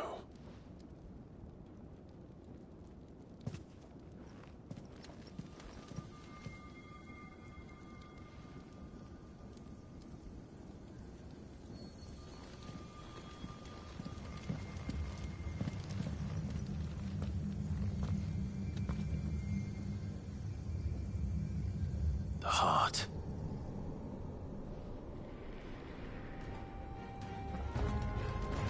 He's in the sanctuary. I can feel it. Come on, Torgal.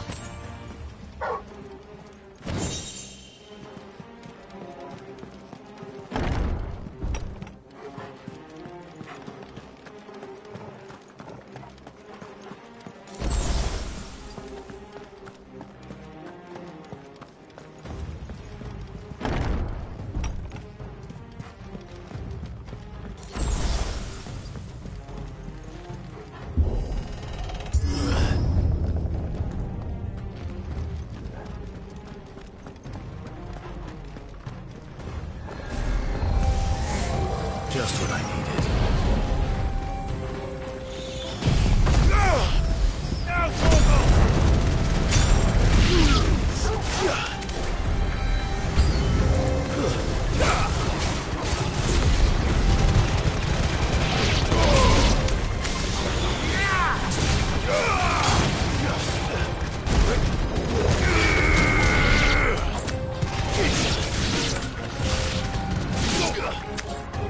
Stay down!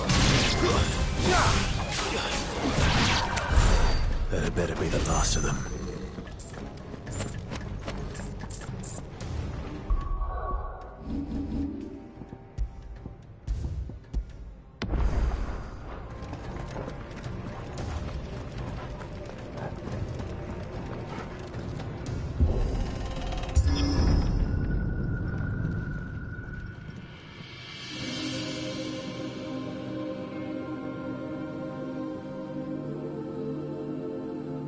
Benedicta, my everything. I've missed you so much. Kupka!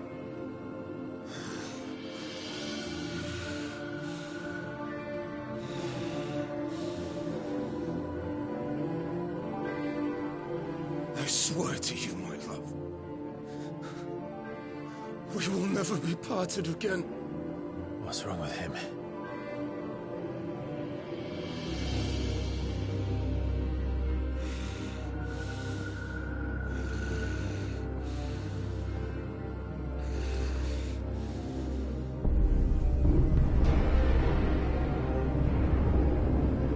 You got away from her!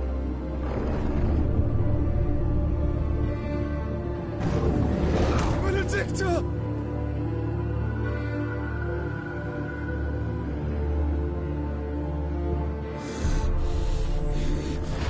I'll kill you, Roswell!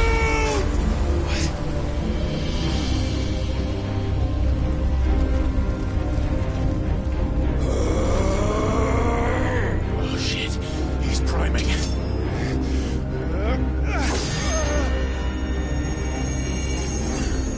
No, not now.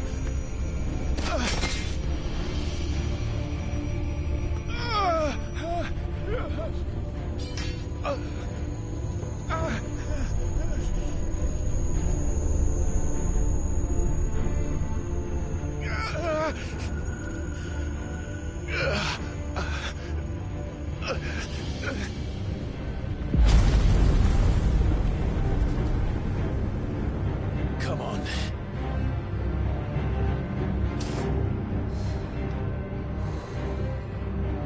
Find him.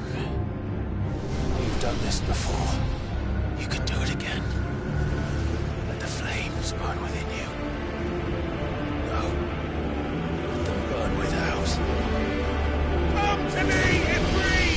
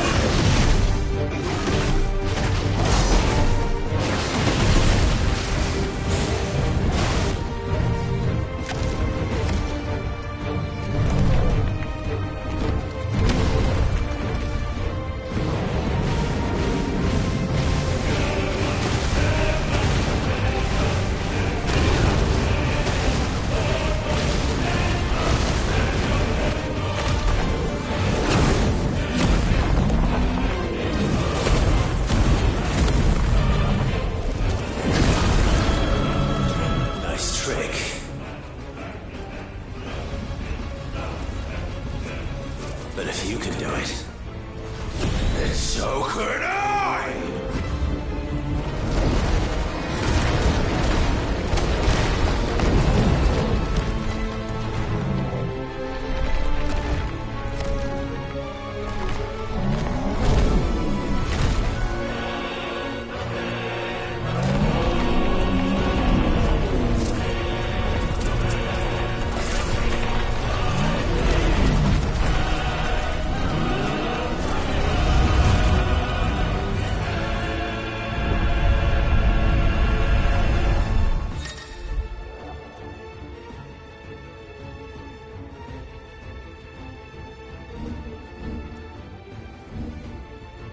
Let's give this a try. Not bad.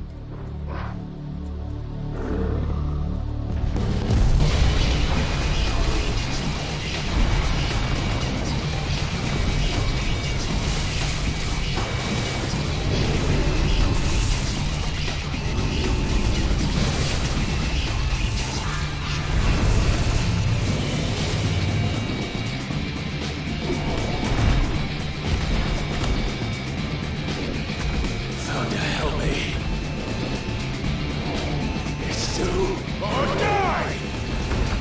I'm coming, Kupka!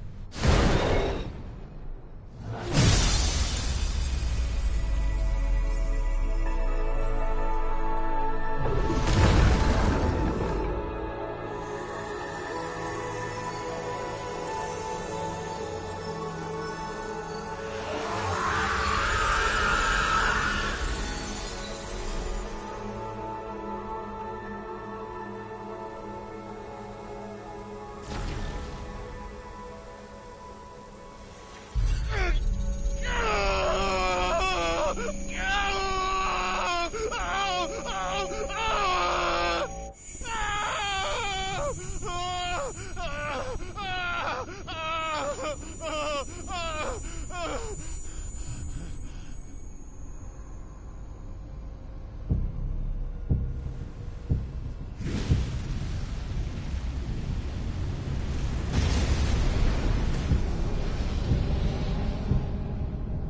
that you, Ultima? What do you want? Your soul is tainted with worthless human will, yet your thirst for power remains undiminished. With every sip you take, you grow in strength, and soon you shall achieve perfection. I don't know what you're talking about. You will accept us, Mythos. It is inevitable. You were created for this purpose, and you shall serve it. Never!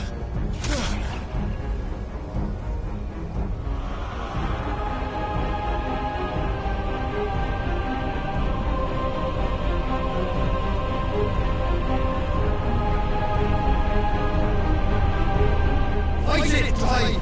Don't let him in! Consciousness. We see now. Human will is so insubstantial it cannot exist in isolation. You mitigate its weakness by interweaving it with your consciousness. We believed we had merely to purge you of your will to claim our vessel. It appears we first have to sever every thread of the consciousness that supports it. No matter. The time to build a new world is not yet upon us. We will contemplate.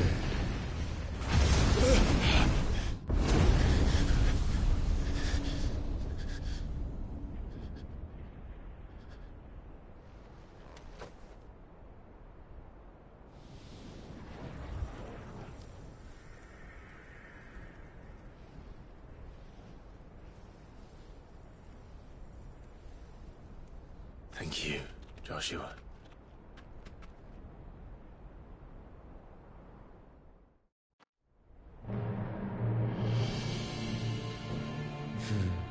One can no more command the power of ether by drowning in its flood than one can constrain the tides by standing in the sea.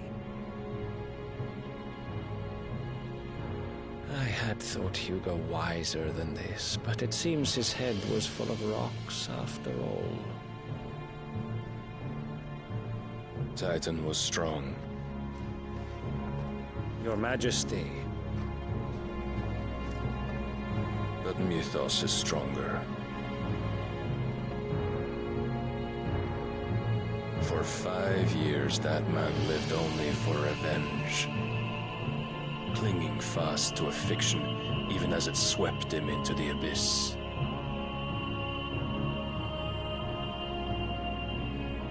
One cannot change one's nature through force of will alone. Only the Almighty can do that.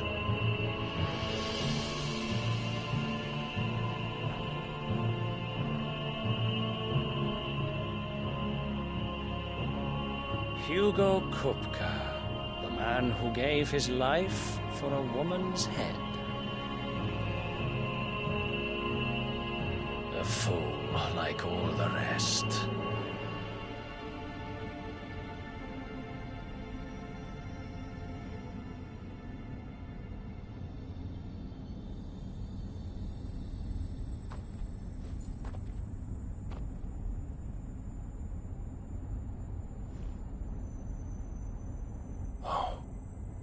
That the death of a mother crystal should be so beautiful.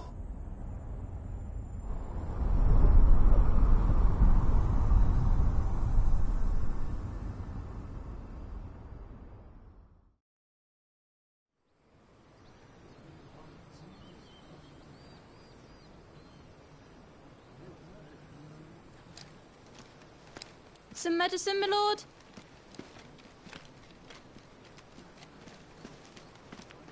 I have salves, potions, anything you need. Stop bothering me, urchin, or you'll feel the back of my hand.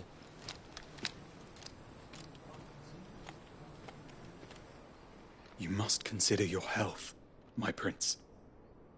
If a show of force is needed to keep the Dalmex at bay, you may trust in your dragoons. I beg you to call on Bahamut only as a last resort. His strength comes at too great a cost. The Empire agreed to an armistice with the Republic, and yet the Emperor still plots its ruin. For now, the Dalmex suspect nothing, and as long as I can hold their gaze, war need not be inevitable. But more than that, Bahamut is the champion of the Empire. When our people look to the heavens, the sight of him gives them hope.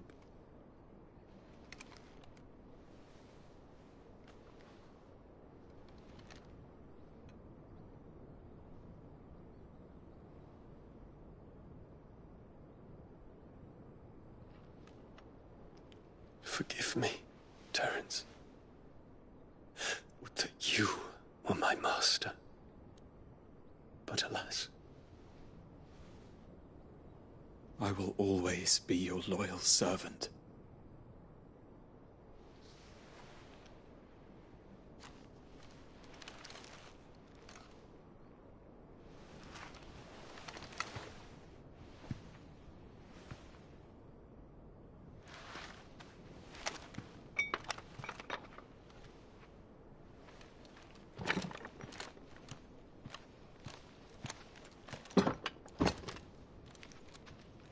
Should the Council's brazen maneuvering prompt the Republic to tear up their own treaty and launch a new assault, our soldiers would advance to meet them, cutting across the Central Isles, but not in time to prevent their forces from breaching the southern defenses and storming Twinside. And so the capital would become a battlefield. Thousands of innocents would die. I cannot allow that to happen. There is one small mercy, at least. You will not be forced to do battle with Titan.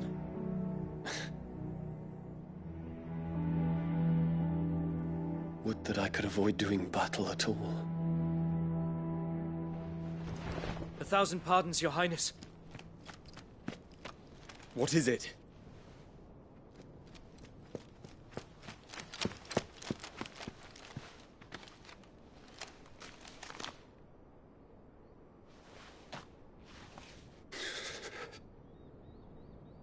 Olivier has been made Emperor. What is the meaning of this? My father's orders. What were they? Quickly! Yes, Your Highness. His Radiance requests that Your Highness maintain position here and... Gah!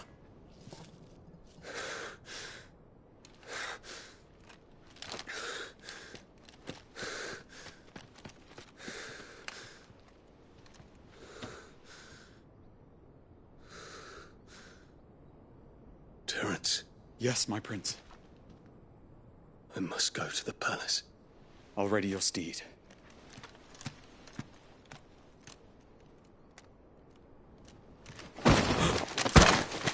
What is it now?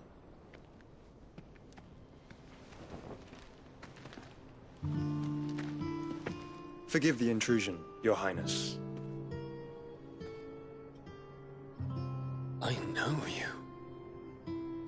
At ease. We stand in the presence of the Phoenix. You wouldn't want to get your fingers burned. I hope I'm not interrupting. Not at all. Though I admit, I did not expect such a distinguished guest.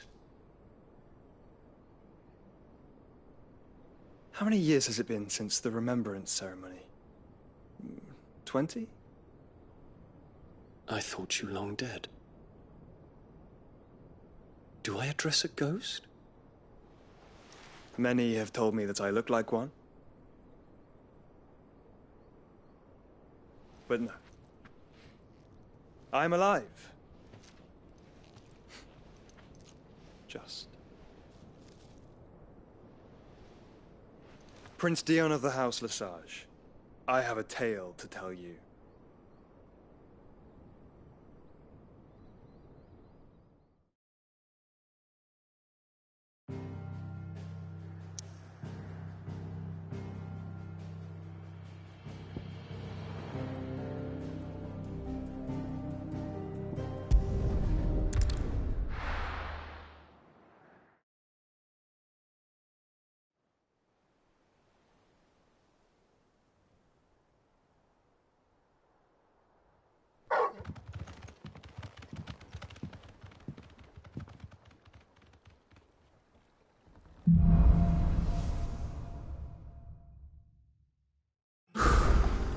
I'd better give Otto the good news.